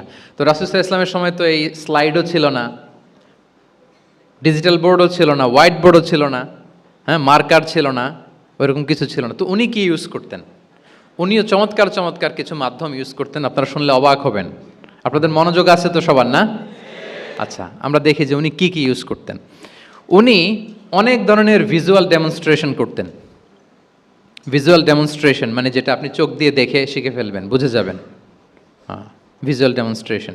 ফিজিক্যাল জেস্চার ইউজ করে এটা করতেন। ফিজিক্যাল জেস্চার, অঙ্গভঙ্গি, বাংলা কি বলে? অঙ্গভঙ্গি। রাসূল সাল্লাল্লাহু আলাইহি ওয়াসাল্লাম, এটাতে তো আর কিছু আধুনিক বিজ্ঞান আইটি তো লাগতেছে না, কি বলেন? আমার হাত পা দিয়ে আমি একটা কিছু বোঝাচ্ছি। তো রাসূল সাল্লাল্লাহু আলাইহি ওয়াসাল্লাম কিন্তু এটা করতেন। একবার তিনি ইয়াতিমের রক্ষণাবেক্ষণ যারা করে তাদের মর্যাদা কত, ফজিলত কত, এটা বোঝাতে যে একবার তিনি বলতেছেন, আনা ওয়া কাফিলুল ইয়াতিমি ফিল জান্নাতি কাহাতাইন, আমি এবং এতিমের রক্ষণাবেক্ষণকারী জান্নাতে ঠিক এইভাবে থাকবো। এইভাবে থাকবো মানে খুব কাছাকাছি থাকবো। He will be my neighbour, very close neighbour. এবং বোঝাতে যে এই যে উস্তা আর সাব বাবা, দুই আঙ্গুল এভাবে, এই আঙ্গুল থেকে এই আঙ্গুলের দূরত্ব কতটুকু? 1 মাইল নাকি কত? একেবারে কাছে। এই আঙ্গুল থেকে আঙ্গুলের তেমন কোনো দূরত্বই নাই, মানে খুব কাছে। এটা দিয়ে তিনি বুঝালেন, আমি এবং এতিমের রক্ষণাবেক্ষণকারী ঠিক এভাবে থাকবো যেভাবে এই দুটো আঙ্গুল কাছাকাছি। আল্লাহু আকবার। তাহলে এই যে ফিজিক্যাল জেস্চার ইউজ করলেন কিনা, অঙ্গভঙ্গি, এটাকে বলে ভিজুয়াল ডেমনস্ট্রেশন। কি বলে? Visual demonstration. এবং রিসার্চাররা বলতেছেন যে approximately 80% of human learning comes through the visual demonstration. মানে আইজ দিয়ে, চোখ দিয়ে আমরা আমাদের শেখার 80% শিখে ফেলি। আমাদের শিখনের অলমোস্ট 80% আমরা দেখে দেখে শিখি। তাহলে রাসূল সাল্লাল্লাহু আলাইহি ওয়াসাল্লাম ভিজুয়াল ডেমনস্ট্রেশন করলেন, আনা ওয়া কাফিলুল ইয়াতীমি ফিল জান্নাতি কাহাতাইন। আচ্ছা, আরও দেখি হাদিসে এরকম আরও পাওয়া যায়। আমরা যে মুমিনরা ভাই ভাই, বিভিন্ন হাদিসে বিভিন্ন টেক্সটে রাসূল সাল্লাল্লাহু আলাইহি ওয়াসাল্লাম বলেছেন। এটা ইসলামের একটা খুব মৌলিক কথা, আমরা সবাই জানি না? আমরা সবাই কি? এই অডিটোরিয়ামে আমরা যারা বসে আমরা সবাই কি? আল মুমিনু আখুল মুসলিম, একে অপরের ভাই। আমাদের মধ্যে আবার আরেকটা সমস্যা আছে, আমরা দেখা যায় যে প্রত্যেকে যেই দল করে ওই দলের এরা ভাই ভাই আর কি, এরকম। এই হাদিসের একটা নিজস্ব অর্থ বলয় আমরা করে নিয়েছি যে ভাই ভাই ঠিক আছে, বাট আমি এই দলের, সো আমরা ভাই ভাই। আচ্ছা, ওরা ওই দল, তো ওরা কি নিজেরা নিজেরা আসলে কি এই ভাই ভাই নাকি? না। যারাই কালেমা শাহাদাতে বিশ্বাসী, যারা আমাদের কেবলাকে কেবলা মানে, যারা ঈমান এনেছে, তারা সবাই আমরা কি? ভাই ভাই। এই যে আমাদের ভ্রাতৃত্বের বন্ধনটা যে খুব অটুট এবং মজবুত, সুদৃঢ়, এটা বোঝানোর জন্য রাসূল ইসলাম একবার বললেন, আল মুমিনু লিল মুমিনি কাল বুনিয়ান। মুমিন যে ভাই ভাই, এই ভ্রাতৃত্বের বন্ধন হচ্ছে সুদৃঢ় প্রাচীরের মতো। ইয়াশুদ্দু বা'দুহু বা'দা, one side strengthening the other. একটা বড় প্রাচীর, যেমন এই বিল্ডিংটা যেমনি এই পাশ ওই পাশটাকে মজবুত করে ধরে রেখেছে, ওই পাশ যেমনি এটাকে মজবুত করে ধরে ঠায় দাঁড়িয়ে আছে বছরের পর বছর, যুগের পর যুগ। রাসূল সাল্লাল্লাহু আলাইহি ওয়াসাল্লাম বললেন, মুমিন যে ভাই ভাই তাদের সম্পর্কটা এরকম সুদৃঢ়। কতটা সুদৃঢ়? এটা বলতে যে ওয়াশাব্বাকা বাইনা আসওয়াবিহি, তিনি হাতের এই 5 আঙ্গুল, এই 5 আঙ্গুলের ভেতরে ঢুকাই দিলেন। এরকম ধরেন তো একটু সবাই। আচ্ছা, ঢুকিয়ে একটু চাপ দেন। এখন ব্যাপারটা অনেক মজবুত হয়ে গেল না? হ্যাঁ, কেউ চাইলে কি সহজে ছোটাতে পারবে? না। তাহলে এই যে আরেকটা ভিজুয়াল ডেমনস্ট্রেশন পাইছেন, পেয়েছেন? ফিজিক্যাল জেস্চার, অঙ্গভঙ্গি করে তিনি বুঝাইলেন যে আমাদের ভ্রাতৃত্বটা এইরকম মজবুত। মানে ওনার কাছে যা ছিল ওইটা বুঝাতে যে তিনি এই ফিজিক্যাল জেস্চারটা নিয়েছেন যে মুমিন ভাই ভাই এবং আমাদের ভ্রাতৃত্বের বন্ধনটা ঠিক এরকম মজবুত, লাইক দিস। তাহলে এটাকে বলে ভিজুয়াল ডেমনস্ট্রেশন, যেহেতু এতে করে সাহাবারা সহজে বুঝতো, এটা দিয়ে সহজে বুঝলো। আবার মাঝে মাঝে তিনি ড্রয়িং করেছেন। আমাদের মতো ডিজিটাল সিস্টেমে ড্রয়িং করে না, এখন তো খুব ইজি।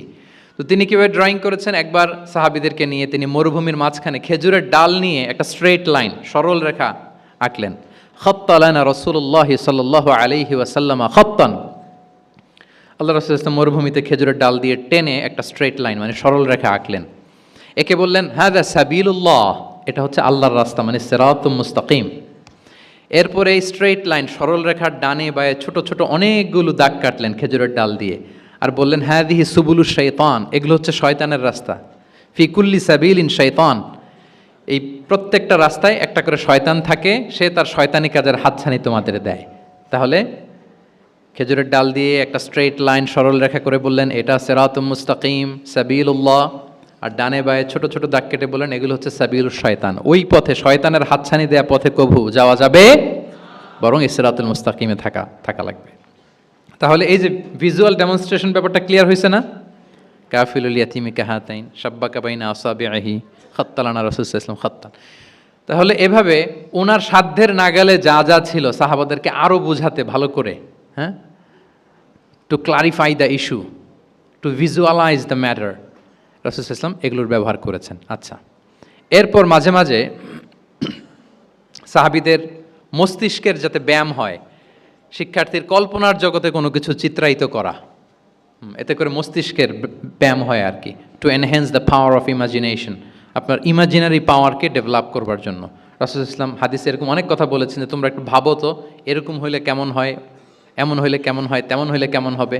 এই কথাগুলো যখন বলতেন সাহাবারা ভাবনার জগতে হারিয়ে যেত, ভাবতেন, কল্পনার রাজ্যে হারিয়ে যেতেন, ওনাদের মস্তিষ্কের ব্যায়াম হতো, তাদের যে ইমাজিনেশনের যে পাওয়ার এটা ডেভেলপ করতো, এমনটা পাওয়া যায়। রাসূল ইসলাম একবার বললেন আরাআইতুম লাউ আন্না নাহরান বিবাবি আহাদিকুম ইয়াগতাসিলু মিনহু কুল্লা ইয়াউমিন খামসা মাররাতিন হাল ইয়াবকা মিন দারানিহি শাই। আচ্ছা বলো তো, তোমরা একটু ভাবো তো, কল্পনার রাজ্যে হারিয়ে যাও, ভেবে দেখো তো, ধরো যে তোমার বাড়ির সামনে একটা ঝর্ণাধারা আছে বা একটা চমৎকার লেক আছে যেখানে স্বচ্ছ স্ফটিক পানি, তুমি যদি প্রতিদিন ওই ঝর্ণায় যে বা ওই লেকে নেমে 5 বার গোসল করো, তোমার গায়ে কোনো ময়লা থাকবে আর? সাহাবারা কল্পনা করে বলে না, মনে মনে ভাবতেছে যে গোসল করতেছে, 5 বার গোসল করার পরে আর আমার গায়ে দুর্গন্ধ ঘামের গন্ধ থাকবে কি করে? না, কোনো ময়লা থাকবে না। সাহাবারা বলল লা ইয়া রাসূলুল্লাহ লা ইয়াবকা মিন দারানিহি শাই। রাসূল ইসলাম তখন বললেন ফাকাযালিকা মাসালু সলাওয়াতিল খামস, এটা হচ্ছে 5 ওয়াক্ত সালাতের দৃষ্টান্তের মতো, ইয়ামহুল্লাহু বিহিন্নাল খাতায়া, কারো ঘরের সামনে যদি একটা স্বচ্ছ লেক থাকে পানির ফোয়ারা, সে যদি 5 বার গোসল করে তার গায়ে যেমনি কোনো দুর্গন্ধ ময়লা আবর্জনা কিছু থাকে না, কেউ যখন 5 ওয়াক্ত সালাত আদায় করে তখন এই সালাতও তার সব গুনাহগুলোকে ধুয়ে মুছে এরকম পাক পবিত্র সাফ করে দেয়। সুবহানাল্লাহ, বুঝে গেলেন যে সালাওয়াতুল খামস কিভাবে আমাদের পাপ মুছে ক্লিন করে, আমাদেরকে কিভাবে ক্লিনজিং করে, এটা সাহাবারা ইজিলি বুঝে গেলেন। তাহলে ভেবে দেখো তো, চিন্তা করো তো, এটা বলে বেসিকলি দ্য পাওয়ার অফ ইমাজিনেশনকে রাসূল সাল্লাল্লাহু আলাইহি ওয়াসাল্লাম ইনহ্যান্স করার চেষ্টা করলেন। এভাবেও সাহাবাদেরকে তিনি মাঝে মাঝে বুঝাতেন। আচ্ছা, রাসূল সাল্লাল্লাহু আলাইহি ওয়াসাল্লাম মাঝে মাঝে দেখা যায় যে বিভিন্ন ম্যাটাফোর সহজ করে বুঝাতে যে রূপক অর্থবোধক শব্দের প্রয়োগ করতেন, মাজাজ বা ইস্তেআরা। এটা তো যারা আরবিতে পড়েন আপনারা তো জানেন। ইসলামিক স্টাডিজ, হাদিস, কোরআন, কোরআনিক সায়েন্স, এই সমস্ত ডিপার্টমেন্টে পড়েন কারা কারা? আমি একটু জাস্ট দেখে নেই যে আমি যে এত আরবি শব্দ বলতেছি বুঝতেছেন না, মাথার উপর দিয়ে যাচ্ছে, একটু চেক করে নেই। আপনারা হচ্ছেন ইসলামিক স্টাডিজ, কোরআন, সুন্নাতে। আচ্ছা, আর বাকিরা সবাই কনভেনশনাল ফ্যাকাল্টিজ। ঠিক আছে, বোঝার কথা, কারণ মাঝে মাঝে তো আমি কিছু ইংরেজিও বলতেছি, বাংলায় অর্থ করে দিচ্ছি। তো মাজাজ বা ইস্তেআরা মানে হচ্ছে ম্যাটাফোর, কোনো জিনিসকে আরও সহজ করে বোধগম্যময় করতে রাসূল সাল্লাল্লাহু আলাইহি ওয়াসাল্লাম এই ম্যাটাফোরকে ইউজ করতেন। যেমন রাসূল সাল্লাল্লাহু আলাইহি ওয়াসাল্লাম নারীদের প্রতি সদয় হওয়ার জন্য পুরুষদেরকে তিনি বলেছেন রিফকান বিল কাওয়ারির, অর্থাৎ কাঁচগুলোর সাথে ভালো আচরণ করো, মানে কাঁচগুলোকে দেখে রেখো। কাচের পাত্র দিয়ে তিনি নারীদেরকে, স্ত্রীদেরকে বুঝিয়েছেন রিফকান বিল কাওয়ারির। আচ্ছা বলেন তো, কাচের গ্লাস, প্লেট, তৈজসপত্র এক বাড়ি থেকে যদি আরেক বাড়িতে, লেটসে আপনি বাসা শিফট করবেন, আপনার কাছে অনেক কাচের তৈরি গ্লাস, প্লেট, তৈজসপত্র আছে, চট্টগ্রামের এই থানা থেকে ওই থানায় আপনি বাসা চেঞ্জ করবেন, এগুলো নেওয়ার সময় আপনারা কি করেন বলেন? কিভাবে নেন বলেন তো? কিভাবে? হ্যাঁ, র্যাপিং করে, এক্সট্রা প্রিকশন নিয়ে খুব সাবধানে এটাকে ধরতে হয়, রাখতে হয়, সেট করতে হয়, নামাতে হয়, ঠিক কিনা বলেন? এটা বোঝাতে যে যে নারীদের সাথে কোমল আচরণ করো, সদয় আচরণ করো। এটা বোঝাতে যে রাসূল সাল্লাল্লাহু আলাইহি ওয়াসাল্লাম বলেছেন রিফকান বিল কাওয়ারির। একবার স্ত্রীরা, আমাদের আম্মা জানেরা রাসূল সাল্লাল্লাহু আলাইহি ওয়াসাল্লামের সাথে সফরে যাচ্ছেন, খুব সম্ভবত হজের সফরে। তো ওনারা যখন পালকিতে চড়বেন, ওখান থেকে হাওদাজে উঠাবেন, খুব দ্রুত তাড়াহুড়ো করে কিছু লোকজন ওই পালকি উঠাচ্ছিল। তখন রাসূল সাল্লাল্লাহু আলাইহি ওয়াসাল্লাম বললেন, ওয়াই হাক ইয়া আনজাসা সাউকাকা রিফকান বিল কাওয়ারির, খুব সাবধানে নিয়ে যাও, কাজগুলোকে একটু দেখে শুনে নাও, কাচের বোতলগুলো, গ্লাসগুলো দেখে শুনে নাও, মানে স্ত্রীদেরকে একটু দেখে শুনে যত্নের সাথে নিয়ে নাও। তাহলে নারীদেরকে কিসের সাথে তুলনা করেছেন?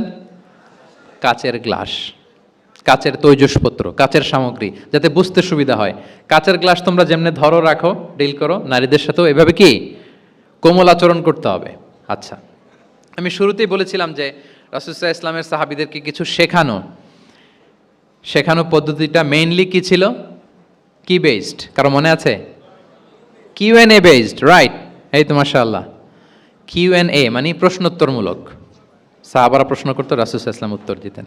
কারণ কোরআনেও আমাদেরকে উৎসাহিত করা হয়েছে, ফাসআলু আহলা যিকরি ইন কুনতুম লা তা'লামুন, যদি না জানো তাহলে আহলু যিকির বা আহলুল ইলমকে জিজ্ঞেস করে জেনে নাও। এবং রাসূল সাল্লাল্লাহু আলাইহি ওয়াসাল্লাম বলেছেন, ফাইন্নামা শিফাউল আইয়ি আস-সুআলু, অজ্ঞতার চিকিৎসা হচ্ছে প্রশ্ন করা। আপনি জানেন না তো আপনার কাজ কি করবেন? প্রশ্ন করবেন। আপনার টিচারকে প্রশ্ন করবেন, আপনার শায়েখকে কোশ্চেন করবেন, রিসার্চারকে আপনি বারবার কোশ্চেন করতে হবে। প্রশ্ন মানে তাকে জর্জরিত করতে, যত কোশ্চেন করবেন তত আপনি শিখতে পারবেন, যত কোশ্চেন করবেন তত আপনি শিখতে পারবেন। রাসূল সাল্লাল্লাহু আলাইহি ওয়াসাল্লাম এই পদ্ধতিটা সবচেয়ে বেশি অবলম্বন করতেন। কিছু নমুনা তো আমরা ইতিমধ্যে দেখেছি। আমরা আরও ভিতরে ঢুকি। রাসূল সাল্লাল্লাহু আলাইহি ওয়াসাল্লাম মাঝে মাঝে সাহাবীদেরকে প্রশ্ন করতেন, drawing attention of the listener by throwing question. প্রশ্ন ছুড়ে দেওয়ার মাধ্যমে ওনাদের মনোযোগ আছে না নাই এটা দেখতেন। এই যে মাঝে মাঝে আমি আপনাদেরকে জিজ্ঞেস করলে দেখা যায় যে আমি বুঝতে পারি যে আপনারা আমার সাথে আছেন না নাই। আপনাদের মনোযোগ আছে তো? আচ্ছা, ঠিক আছে, প্রশ্ন করবো একটু পরে।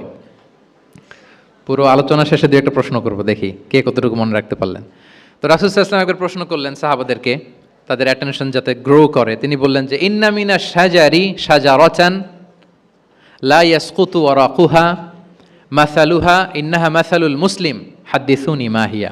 তিনি সাহাবাদেরকে বললেন, সাহাবারা, এক ধরনের গাছ আছে যে গাছের পাতা কখনো ঝরে না। কি কখনো ঝরে না? আচ্ছা, এর দৃষ্টান্ত হচ্ছে মুসলিমের দৃষ্টান্তের মতো। হাদ্দিসুনি মা হিয়া, বলো তো এটা কোন গাছ? যখন বলছে কোন গাছ, সাহাবারা চলে গেছে অনেক দূরে।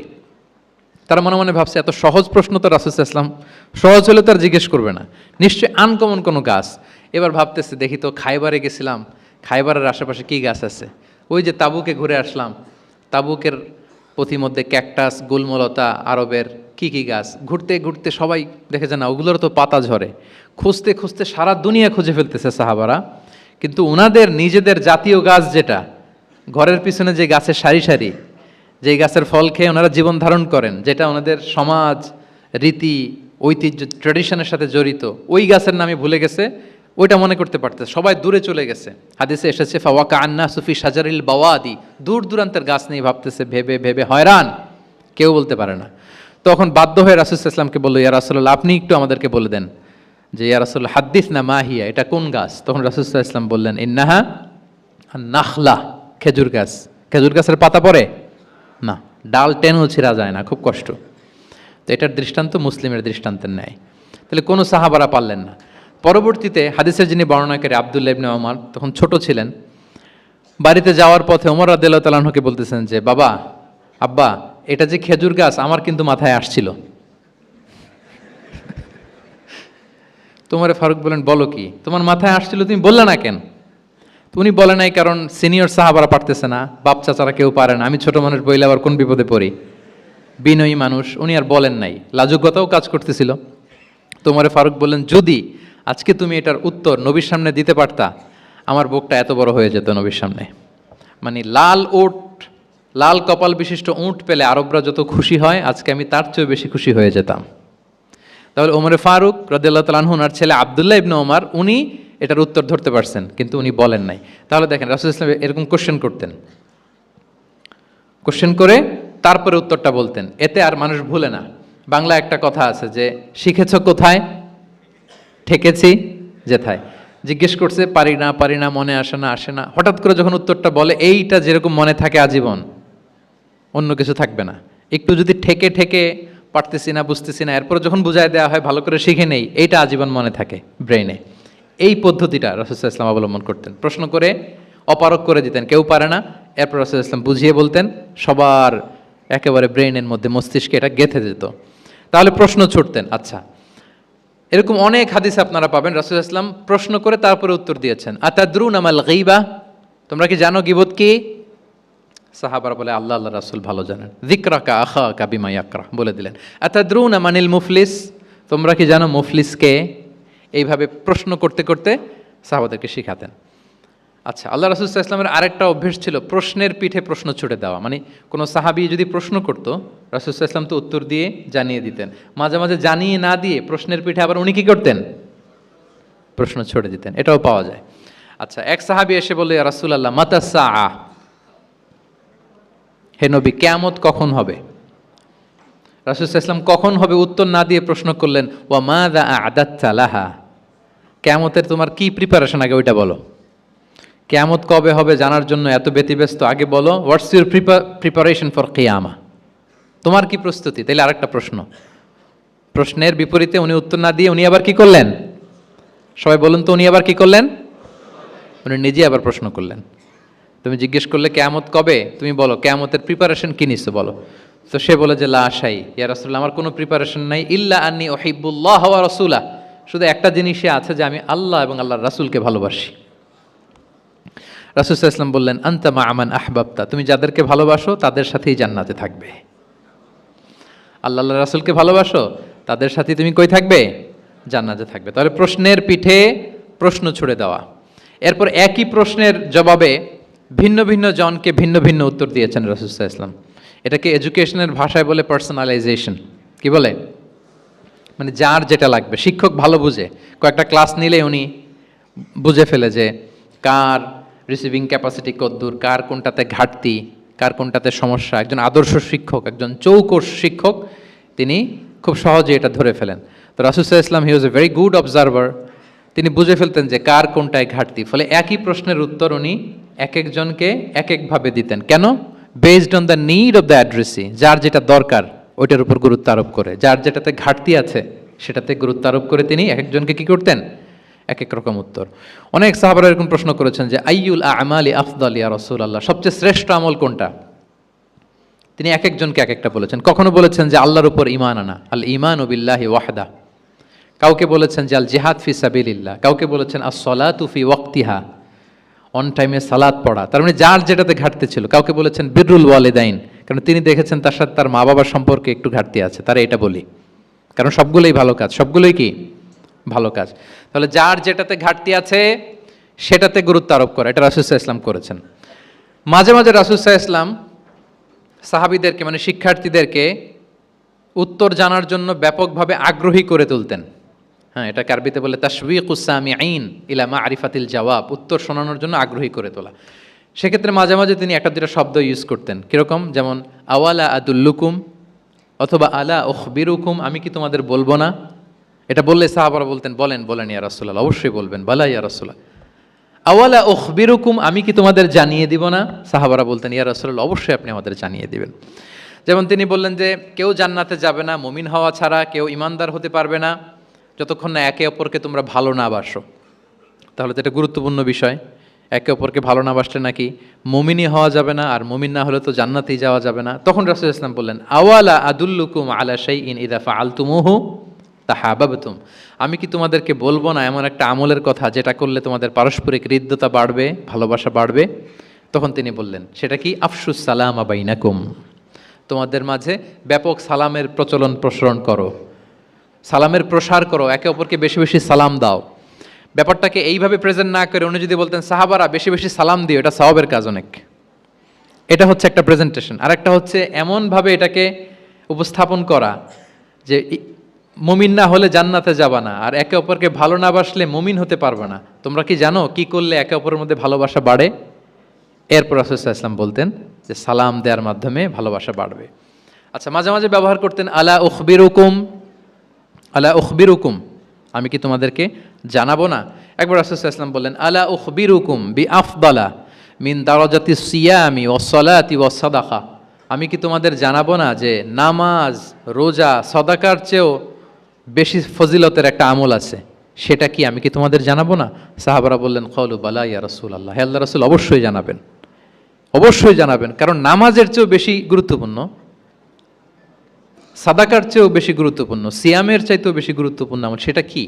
তখন রাসূল সাল্লাল্লাহু আলাইহি ওয়াসাল্লাম বললেন সেটা হচ্ছে ইসলাহু যাতিল বাইন, বিবাদমান দুই গ্রুপকে মিলিয়ে দেয়া, বিবাদমান দুই ব্যক্তিকে মিলিয়ে দেয়া।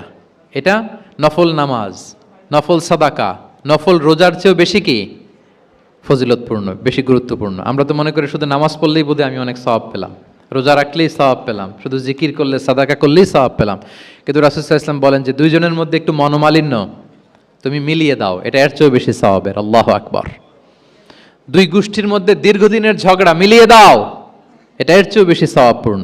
রাসূল সাল্লাল্লাহু আলাইহি ওয়াসাল্লাম মক্কা থেকে মদিনায় যেয়ে কি করেছেন? আউস এবং খাজরাজের দীর্ঘদিনের যুদ্ধ 1 ঘন্টার মধ্যে কি settle down. He was a very good mediator and arbitrator, চমৎকার মধ্যস্থতা করতে জানতেন তিনি। তাহলে এইভাবে উত্তর জানার জন্য শিক্ষার্থীদেরকে আগ্রহী করে তুলতেন। আচ্ছা, আরেকটা পদ্ধতি ছিল অবজারভেশন অ্যান্ড কারেকশন। রাসূল সাল্লাল্লাহু আলাইহি ওয়াসাল্লাম, আমি আলোচনার শুরুতেই বলেছি, হি was a very good observer, চমৎকার পর্যবেক্ষণ করতেন এবং সংশোধন দিতেন। কে কি করছেন এটা খেয়াল রাখতেন, মানে চোখ কান খোলা রাখতেন। বাংলায় আমরা কি বলি? বাংলায় কি বলা হয় এটাকে? চোখ কান খোলা রাখা। মসজিদে নববীতে এরকম ভুরি ভুরি পাবেন যে রাসূল সাল্লাল্লাহু আলাইহি ওয়াসাল্লাম কে কি করতেছে অবজার্ভ করতেছে, ওইটার উপর বেস করে তাকে নাসিহা করতেছে। একটা বিখ্যাত হাদিস তো আপনারা জানেন, রাসূল সাল্লাল্লাহু আলাইহি ওয়াসাল্লাম বসা, এক বেদুইন আসলো, এসে তার উটটা মসজিদে নববীতে বাঁধলো, বেদে 2 রাকাত নামাজ পড়লো, নামাজ পড়ে হাত তুলে আল্লাহর কাছে দোয়া করে, ইয়া আল্লাহ আল্লাহুম্মা রহামনি ওয়া মুহাম্মাদা ওয়ালা তারহাম মা'ানা আহাদা, মানে ও আল্লাহ তুমি শুধু আমারে রহম করো আর মুহাম্মদ সাল্লাল্লাহু আলাইহি ওয়াসাল্লামের রহম করো, আমাদের দুইজনের সাথে আর কাউরে রহম করো না তুমি। বেদুইন তো কি, বেদুইন, মরুপল্লীতে বসবাস। আদাবুদ দোয়া, দ্য এটিকেটস অফ দোয়া, দোয়ার যে একটা আদব আছে, অন্যের জন্য দোয়া করলে যেটা নিজের লাভ, এগুলো তো জানে না। আল্লাহ তুমি আমারে মাফ করো, মুহাম্মদ সাল্লাল্লাহু আলাইহি ওয়াসাল্লামকে মাফ করো, আমাদের ছাড়া আর কাউরে মাফ করো না, কাউরে রহম করো না। তো এটা রাসূল সাল্লাল্লাহু আলাইহি ওয়াসাল্লাম দূর থেকে বসে বসে অবজার্ভ করছেন আর বললেন, হায় রে, লোকটা একটা প্রশস্ত জিনিসকে সংকীর্ণ বানায় ফেললো। গোটা বিশ্বের সবাইকে যদি আল্লাহ ক্ষমা করে, রহম করে, আল্লাহর রহমের দরিয়ায় কোনো ঘাটতি হবে বলেন তো? হবে? একটা প্রশস্ত বিষয়কে সে সংকীর্ণ করে ফেললো।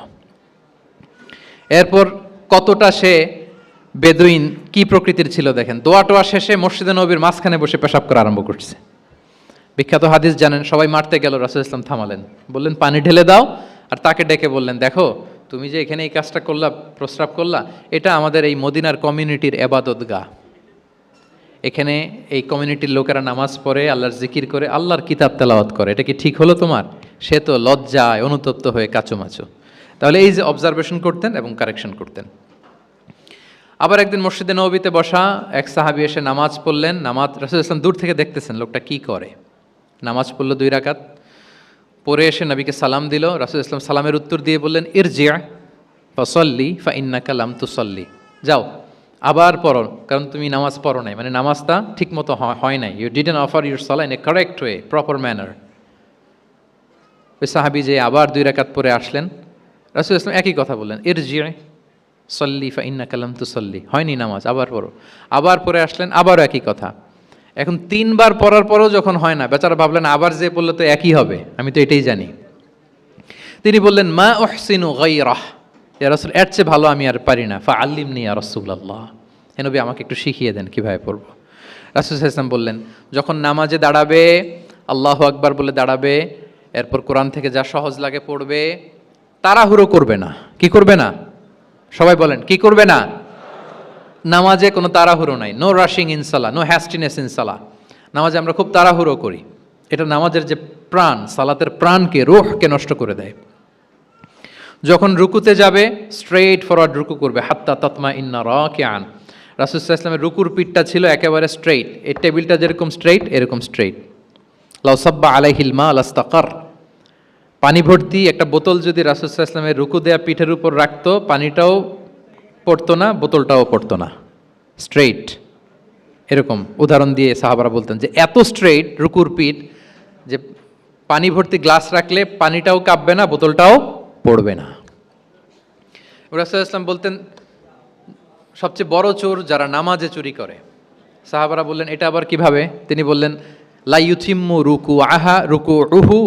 রুকুআহু ওয়া সুজুদাহ, তারা নামাজের চোর যারা রুকু সেজদা ঠিক মতো করে না।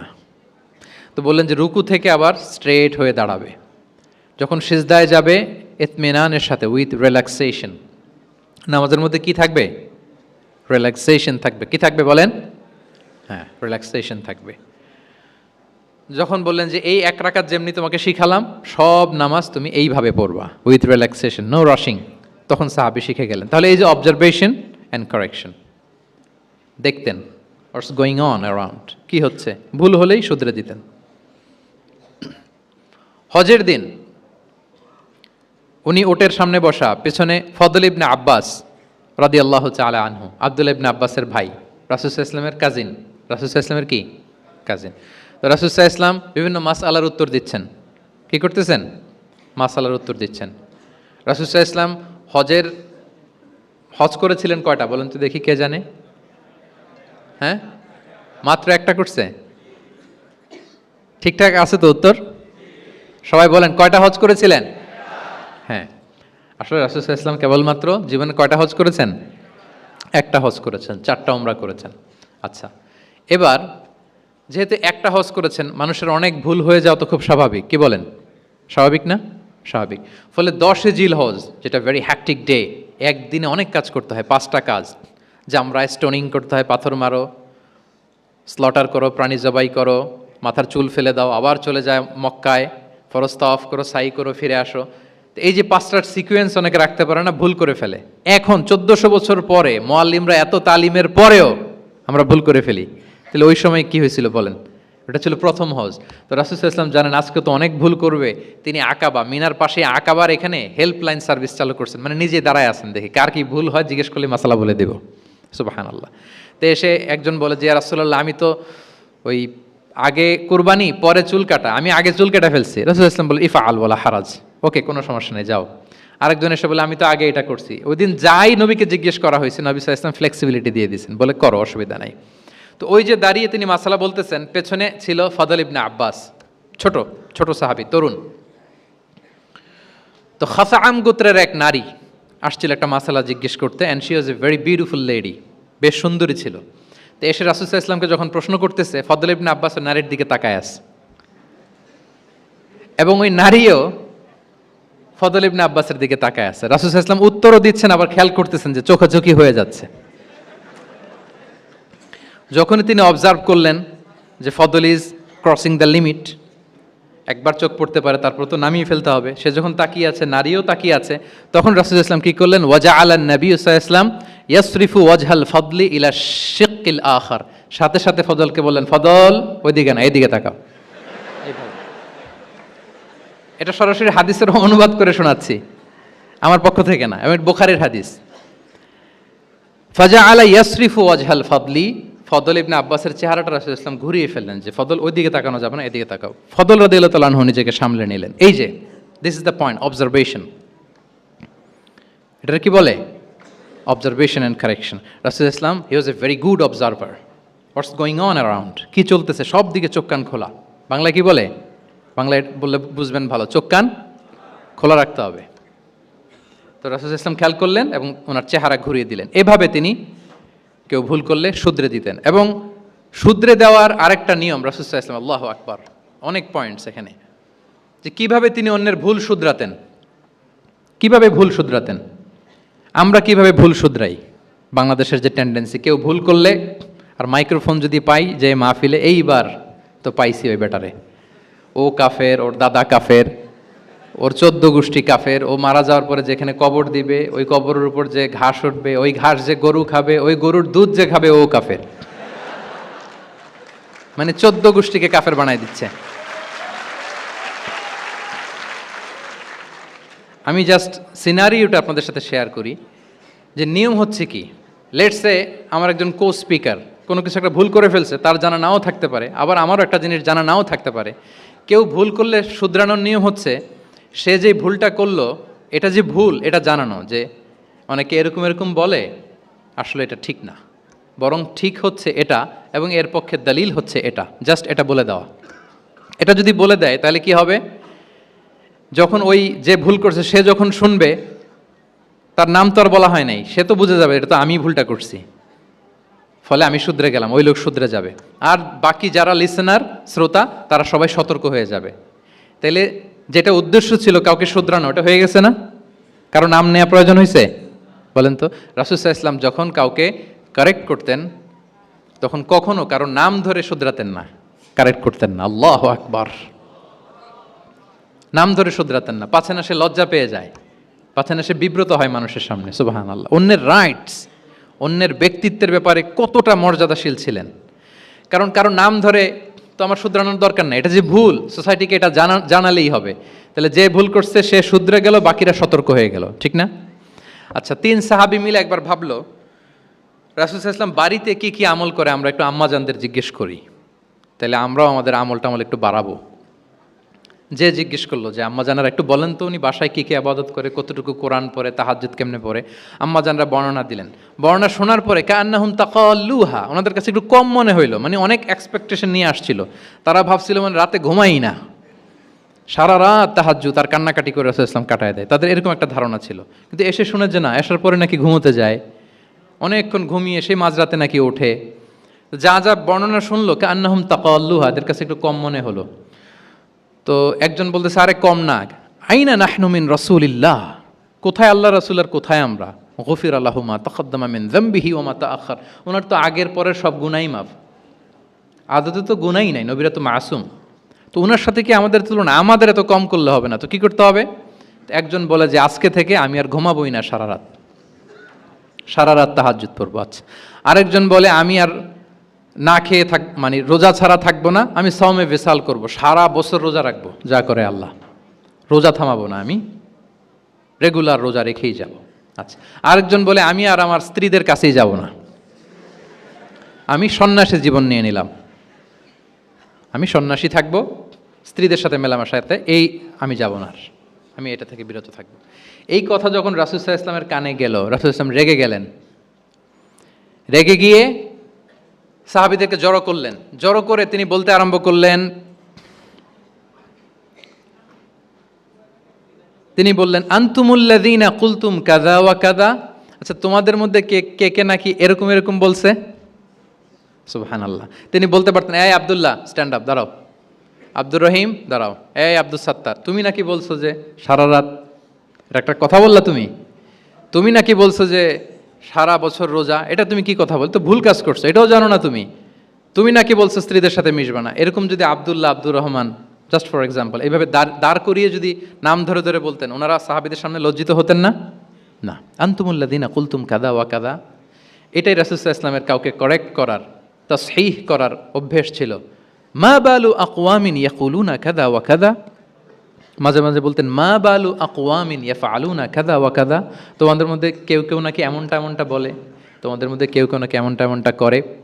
কই আমি তো রাতে ঘুমাই আবার সালাত পড়ি, কই আমি তো রোজা রাখি সোম বৃহস্পতি, বাকি দিনগুলোতে খাই, কই আমি তো আমার স্ত্রীদের সাথে মেলামেশা করি, এই সব কিছুকে ব্যালেন্স করেও তো আমার নবুয়তির তো আমার কোনো সমস্যা হয় নাই, আল্লাহ ভীরু হতে তো সমস্যা হয় নাই। ওয়াল্লাহি ইন্নী লা আখশাকুম লিল্লাহি ওয়া আতকাকুম লাহ, আল্লাহর শপথ আমি তোমাদের চাইতে আল্লাহকে বেশি ভয় করি, আমি তোমাদের চাইতে বেশি মুত্তাকি।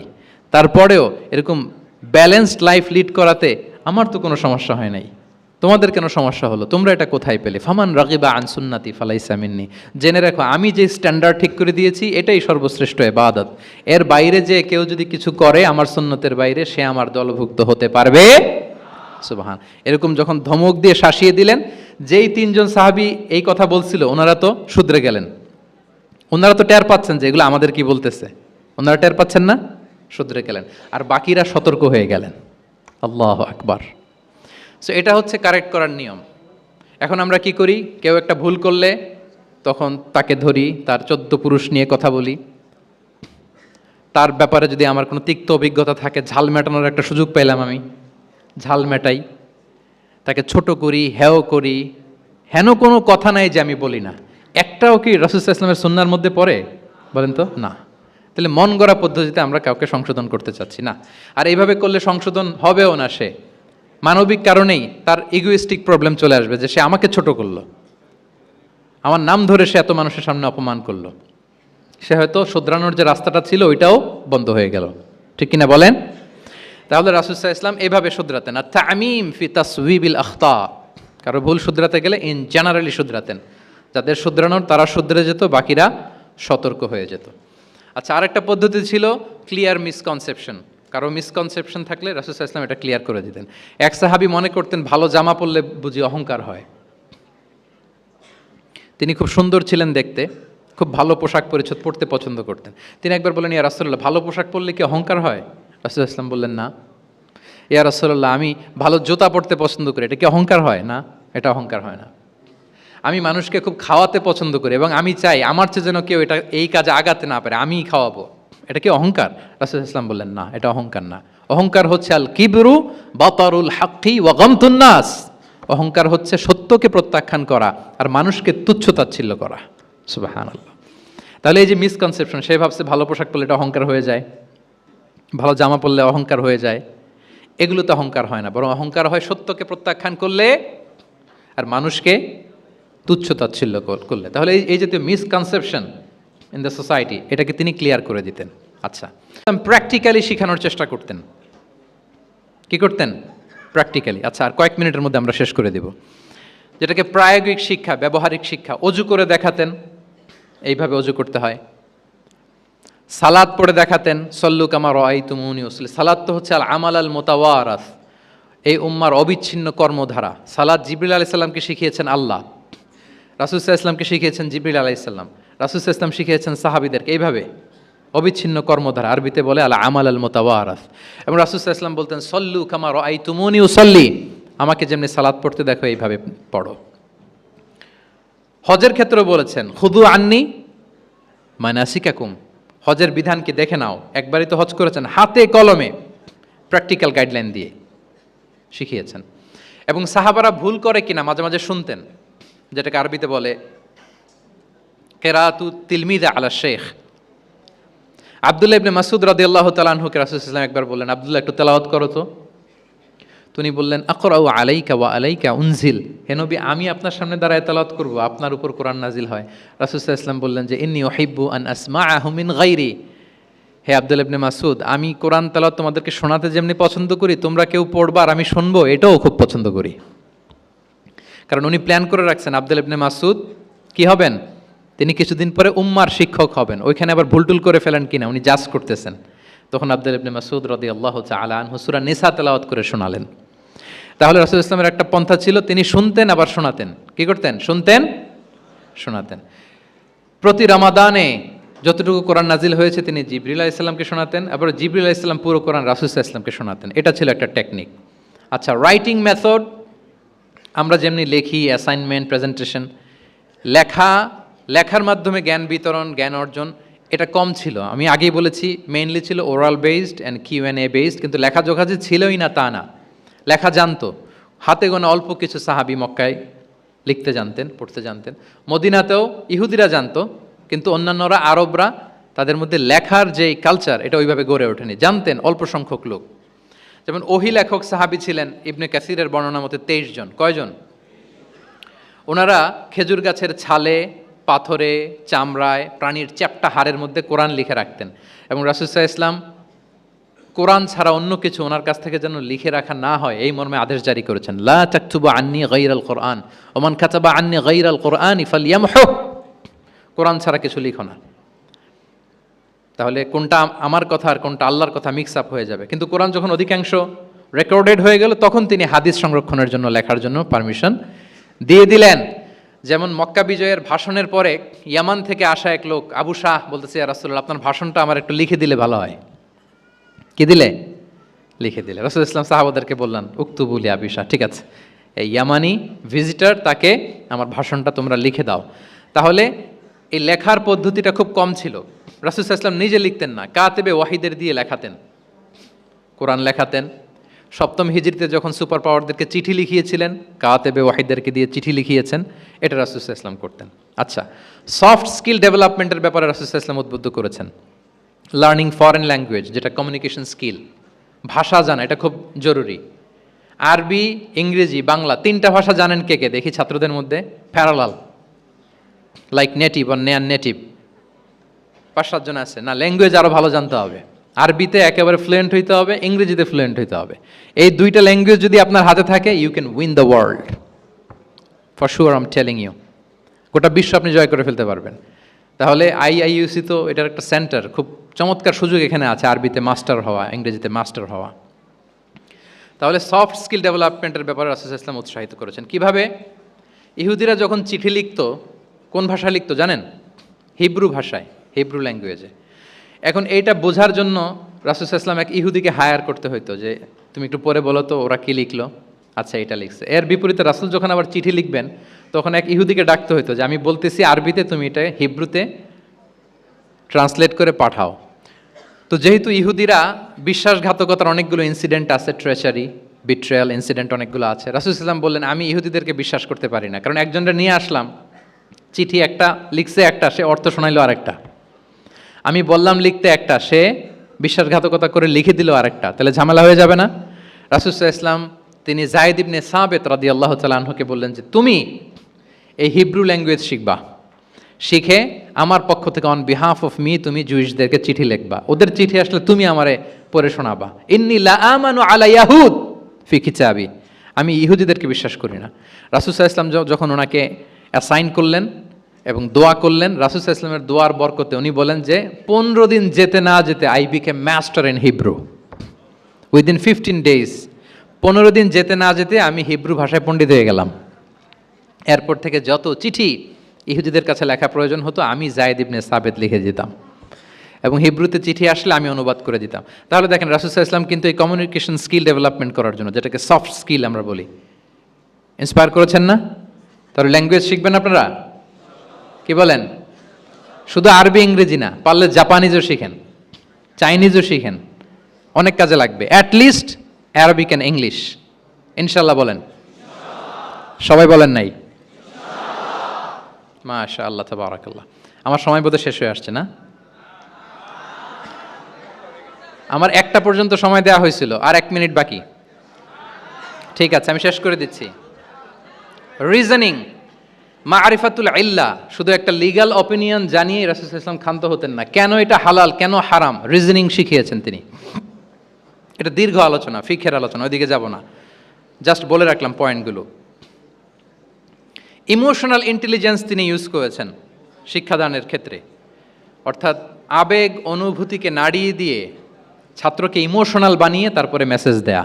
সুবহানাল্লাহি বিহামদিহি।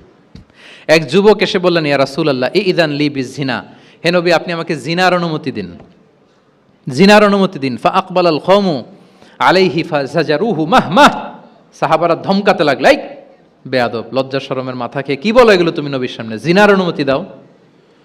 ওয়ালা তাকরাবুজ জিনা, আল্লাহ বলেন জিনার কাছেও যেও না, ব্যভিচারের কাছেও যেও না। তুমি নবীর সামনে এসে এই পাপের অনুমতি চাও? রাসূল ইসলাম কিছু বললেন না।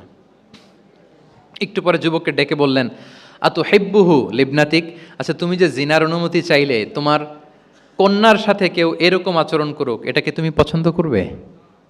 সে বলল, লা ইয়া রাসূলুল্লাহ, কেউই পছন্দ করবে না এটা। আচ্ছা, আতুহিব্বুহু লি উম্মিক, তোমার মায়ের সাথে কেউ অপকর্ম করবে, এটা তুমি পছন্দ করবে? লা ইয়া রাসূলুল্লাহ, না। আতুহিব্বুহু লি উখতিক, তোমার বোনের সাথে কেউ এই কাজ করবে, তুমি পছন্দ করবে? সে বলে না। ঠিক তখন রাসূল সাল্লাল্লাহু আলাইহি ওয়াসাল্লাম বললেন, তুমি যে এই কাজের অনুমতি চাইলে, যার সাথে তুমি জিনায় লিপ্ত হবে, সে তো কারো না কারো মা, কারো না কারো বোন, কারো না কারো আদরের কন্যা, তাহলে কিভাবে তুমি এটা করতে চাও? যুবক লজ্জিত হয়ে গেল। এত লজ্জিত হলো, রাবি বলতেছে ফালাম ইয়াকুন বা'দা যালিকাল ফাতা ইয়ালতাফিতু ইলা শাই, ওই রাবি বলতেছে এরপরে কোনোদিন এই যুবকরা ডানে বায়ে তাকাতেও দেখি নাই, স্ট্রেইট হাঁটতো।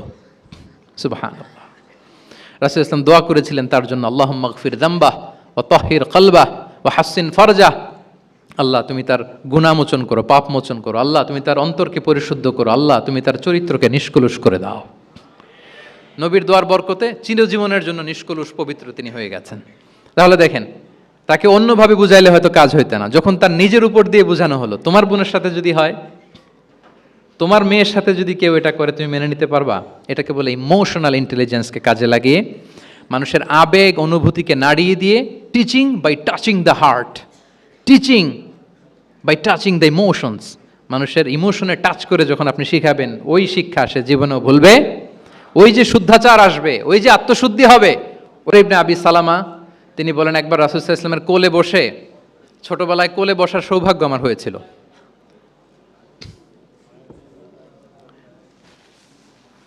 এবং আমাদেরকে খাবার দেয়া হলো, তো তিনি ছোট মানুষ, একবার এদিক থেকে খায় ওদিক থেকে খায়। রাসূল সাল্লাল্লাহু আলাইহি ওয়াসাল্লাম বললেন, ইয়া গোলাম, হে শিশু, সাম্মিল্লাহ, বিসমিল্লাহ বলো, ওকুল বিয়ামিনিক, বা হাতে না ডান হাতে খাও। দেখেন ছোটদেরকে কীভাবে শেখাতেন, তারবিয়া, চাইল্ড তারবিয়া। ওয়াকুল মিম্মা ইয়ালিক, তোমার সামনে যেটা আছে ওইটা খাও, এদিক থেকে ওদিক থেকে, চারদিক থেকে নিও না। রাবি বলেন যে ফামা ঝালা তিলকা তু'মাতু বাদু, উনি বলতেছেন এরপর থেকে আজীবন আমার খাওয়ার স্টাইল এটাই হয়ে গেছে।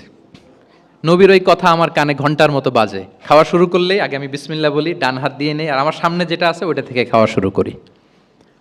দেখেন চাইল্ড তারিবিয়া কীভাবে করতেন। তাহলে এটিকেটস অফ হ্যাভিং ফুড কীভাবে খাবে রাসূল ইসলাম শিখালেন।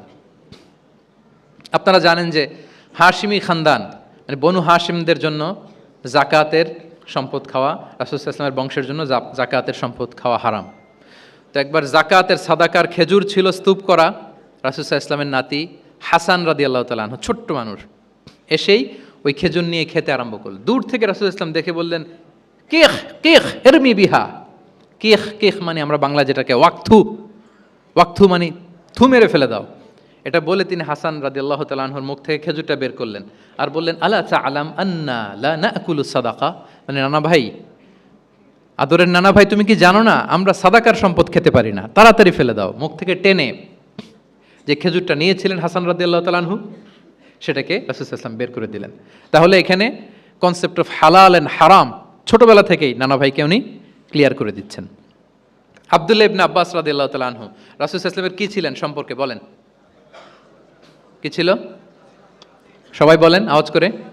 কাজিন, চাচাতো ভাই। আরেকটা সম্পর্ক ছিল, রাসূল সাল্লাল্লাহু আলাইহি ওয়াসাল্লাম ওনার আর কি হইতো? খালু মাইমুনা বিনতুল হারিস রাদিয়াল্লাহু তাআলা আনহা, তিনি ছিলেন আব্দুল্লাহ ইবনে আব্বাসের খালা।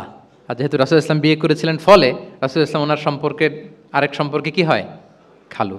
তো উনি খুব ছোট ছিলেন, এত ছোট যে রাসূল ইসলাম যখন ইন্তেকাল করেন তখন ওনার বয়স ছিল 13। আব্দুল্লাহ ইবনে আব্বাসের বয়স তখন কত? 13। তো ফলে ছোট মানুষ প্রায় খালার বাসায় রাতে থাকতো এবং রাসূল ইসলামের আশেপাশে ঘুমাতো। একবার রাসূল ইসলাম ওয়াশরুম করতে গেলেন দূরে, এবং রাসূল ইসলামের অভ্যেস ছিল ওয়াশরুম সেরে এসেই অজু করতেন। তো উনি এসে দেখে ওনার অজুর পাত্রে কে যেন পানি রেখে দিচ্ছে। জিজ্ঞেস করলেন কে রেখেছে? বলা হলো যে আব্দুল্লাহ ইবনে আব্বাস রেখেছে। রাসূল ইসলাম এত খুশি হলেন যে এখন যে আমার এটা দরকার, ছোট্ট আব্দুল্লাহ এটা বুঝে ফেললো। উনি ওনাকে জড়িয়ে ধরে একটা দোয়া করলেন, আল্লাহুম্মা আল্লিমহুল কিতাব, আল্লাহুম্মা ফাক্কিহু ফিদ্দীন ওয়া আল্লিমহুত তা'বীল। আল্লাহ আপনি আব্বাসকে কিতাবের জ্ঞান শিক্ষা দেন। এবং এই দোয়ার বরকতে উনি রাইসুল মুফাসসিরিন হয়েছেন। এই পৃথিবীতে যত মুফাসসির আসবে সব মুফাসসিরদের সম্রাট হচ্ছে আব্দুল্লাহ ইবনে আব্বাস রাদিয়াল্লাহু তাআলা আনহু। আচ্ছা, উনি কি শিখাতেন, কিভাবে শিখাতেন? তাহাজ্জুদের সময় রাসূল ইসলাম নামাজে দাঁড়ালেন, আব্দুল্লাহ ইবনে আব্বাস এসে রাসূল ইসলামের বাম দিকে দাঁড়ালেন। ছোট মানুষ, ভাবছে আমিও যে নামাজ পড়ি।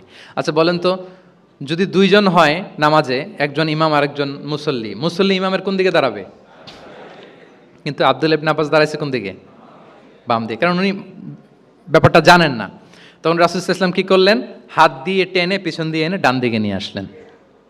তাহলে রুলিংস অফ সালাতের সুন্নাহ কি, কিভাবে দাঁড়াতে হবে, এটা তিনি শিখালেন ছোট্ট আব্বাসকে, আব্দুল্লাহ ইবনে আব্বাসকে। এরকম অসংখ্য হাদিস আপনি সিরাতের পরতে পরতে, হাদিসের পরতে পরতে পাবেন, যে বাচ্চাদেরকে, শুধু যে যুবকদেরকে, তরুণদেরকে রাসূল ইসলাম শিখিয়েছেন এমনটা না, বরং শিশুদেরকেও শিখিয়েছেন। এইভাবে রাসূল ইসলাম এমন এক শিক্ষা পদ্ধতি আমাদের জন্য উপহার দিয়েছেন, যেটার মধ্য দিয়ে তিনি শ্রেষ্ঠতম প্রজন্ম, the best generation ever on আর্থ, যেটা আমি শুরুতে বলেছি, এবং তার ধারাবাহিকতা এর পরের প্রজন্মকেও শ্রেষ্ঠ প্রজন্ম বলা হয়েছে। এর পরের প্রজন্ম, তিনটা জেনারেশন এই শিক্ষার, এই ওহির জ্ঞানের শিক্ষার ছোঁয়ায় তারা শ্রেষ্ঠ প্রজন্ম হয়েছে রাসূল ইসলামের এই শিক্ষা পদ্ধতির মধ্য দিয়ে। তাহলে সম্মানিত সুধী, আর লম্বা চূড়া আমি করতে চাই না, অনেক লম্বা সময় আমাদের অনেক বোনরা আমি দেখতে পাচ্ছি ওনারা জায়গাও পাননি, দাঁড়িয়ে দাঁড়িয়ে পুরো 1.5 ঘন্টা আলোচনা শুনেছেন। আমাদের অনেক ভাইরা 1.5 ঘন্টা যাবত আপনারা শুনেছেন। আমি একটু সামারি করি, 1 মিনিটে সামারি করে আমরা ক্লোজ করব। আমরা যদি সামারি করি যে রাসূল ইসলামের শিক্ষা পদ্ধতিটা কেমন ছিল, তাহলে বলতে হবে যে এটা উৎসাহমূলক ছিল, আশাব্যঞ্জক, মানে মানুষের যেটা মানুষকে আশাবাদী করে তোলে, হপফুল বানায়। এটা মানুষকে কি বানায়? সবাই বলেন কি বানায়? হপফুল, আশাবাদী, কনফিডেন্ট বাড়ায়, ইন্সপায়ারিং ছিল এটা। এটা কল্যাণকামিতায় ভরপুর ছিল, ওয়েল উইশিং ছিল। আমরা যেমনি কারো কথা শুনেই তার উত্তর দেই বা মাসালা বলে দেই, এরকম না। রাসূল সাল্লাল্লাহু আলাইহি ওয়াসাল্লাম, ইংরেজিতে এটাকে বলে এমপ্যাথেটিক, মানে খুব বেশি সুবিবেচক। He not only listen to the suffering of others, he use to feel it. তিনি ফিল করতেন। একজন এসে বলতেছে যে আমার এই সমস্যা, এটার এখন আমি কি করব? আমি জাস্ট বললাম এটার ইসলামী সমাধান এটা হচ্ছে একটা। রাসূল ইসলাম এরকম না, যে বলতেছে তার কষ্টটা তিনি ফিল করার চেষ্টা করতেন, ফিল করে তখন তাকে গাইডলাইন দিতেন। এটাকে বলে এমপ্যাথেটিক, ওয়েল উইশিং ম্যানারের, কল্যাণকামিতায় ভরপুর ছিল তার শিক্ষাদান পদ্ধতি। পরামর্শমূলক ছিল, যেখানে ম্যান্টরিং ছিল, কাউন্সেলিং ছিল। মানে শুধু টিচার হলে এটার আউটপুট একটা, কিন্তু if you work like a mentor, আপনি আপনার শিক্ষার্থীদেরকে মেন্টরিং করতেছেন, তাদেরকে কাউন্সেলিং করতেছেন, এটার আউটপুট হবে অন্যরকম। রাসূল সাল্লাল্লাহু আলাইহি ওয়াসাল্লাম হি worked as a mentor and councillor for the সাহাবা। সুবহানাল্লাহ। রাসূল সাল্লাল্লাহু আলাইহি ওয়াসাল্লামের দেওয়ার শিক্ষাটা ছিল বেসিক্যালি অ্যাডভাইজারি। আমরা মাঝে মাঝে অ্যাডভাইজারি নেই, দেখবেন বড় বড় নেতা লক্ষ লক্ষ টাকা বেতন দিয়ে অনেক বড় বড় উপদেষ্টা রাখে, তারা বিভিন্ন ধরনের অ্যাডভাইস দেয়। রাসূল সাল্লাল্লাহু আলাইহি ওয়াসাল্লাম এই সার্ভিসটা সাহাবাদেরকে দিতেন। ওনার শিক্ষাটা ছিল অংশগ্রহণমূলক, মানে এঙ্গেজমেন্ট ছিল। একতরফা আমি বলে গেলাম অথবা একতরফা ওরা বলে গেল, এরকম না। জিজ্ঞেস করতেন, শুনতেন, শোনাতেন, প্রশ্ন করতেন, প্রশ্নের পিঠে প্রশ্ন ছড়ে দিতেন। ইন্টারেক্টিভ ছিল, পার্টিসিপেটরি ছিল, অংশগ্রহণমূলক। এটাকে আমরা, মানে ক্লাসিক স্কলাররা যেটাকে বলে সোহবা, কি বলে? আমরা বলি না যে সোহবতের বড় প্রয়োজন। রাসূল সাল্লাল্লাহু আলাইহি ওয়াসাল্লামের সোহবতে মূলত ওনারা নলেজটা অর্জন করেছিলেন। পার্টিসিপেটরি ছিল, এঙ্গেজমেন্ট ছিল।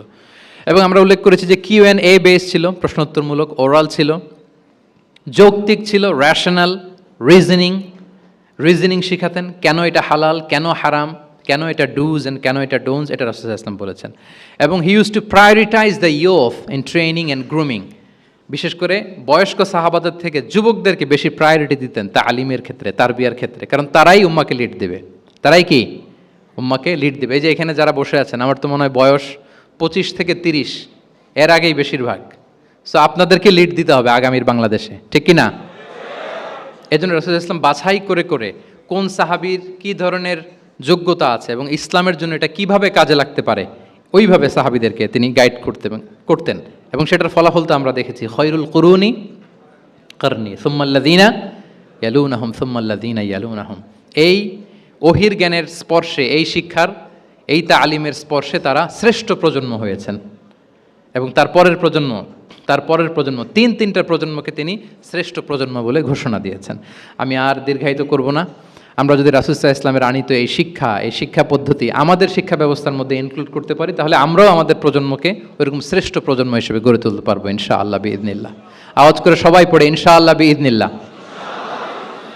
আমি সবাইকে আবারও অন্তরের অন্তঃস্থল থেকে শুকরিয়া জানাই। Discourse on prophetic teaching methodology, এই শিরোনামের আলোচনা প্রায় 1.5 ঘন্টা যাবৎ খুব মনোযোগের সাথে আপনারা শুনেছেন। আল্লাহ তাআলা আপনাদের সবাইকে কবুল করুন, আপনাদেরকে ভালো রাখুন, ঈমানের সাথে রাখুন। আমি অথরিটিকে আবারও অন্তরের অন্তঃস্থল থেকে ধন্যবাদ এবং মোবারকবাদ জানিয়ে আমার এই সংক্ষিপ্ত আলোচনা এখানেই শেষ করছি। হাযা মা ইনদি ওয়াল ইলমু ইনদাল্লাহি আলাইহি তাওয়াক্কালতু ওয়া ইলাইহি উনীব। আসসালামু আলাইকুম ওয়া রাহমাতুল্লাহি ওয়া বারাকাতুহু।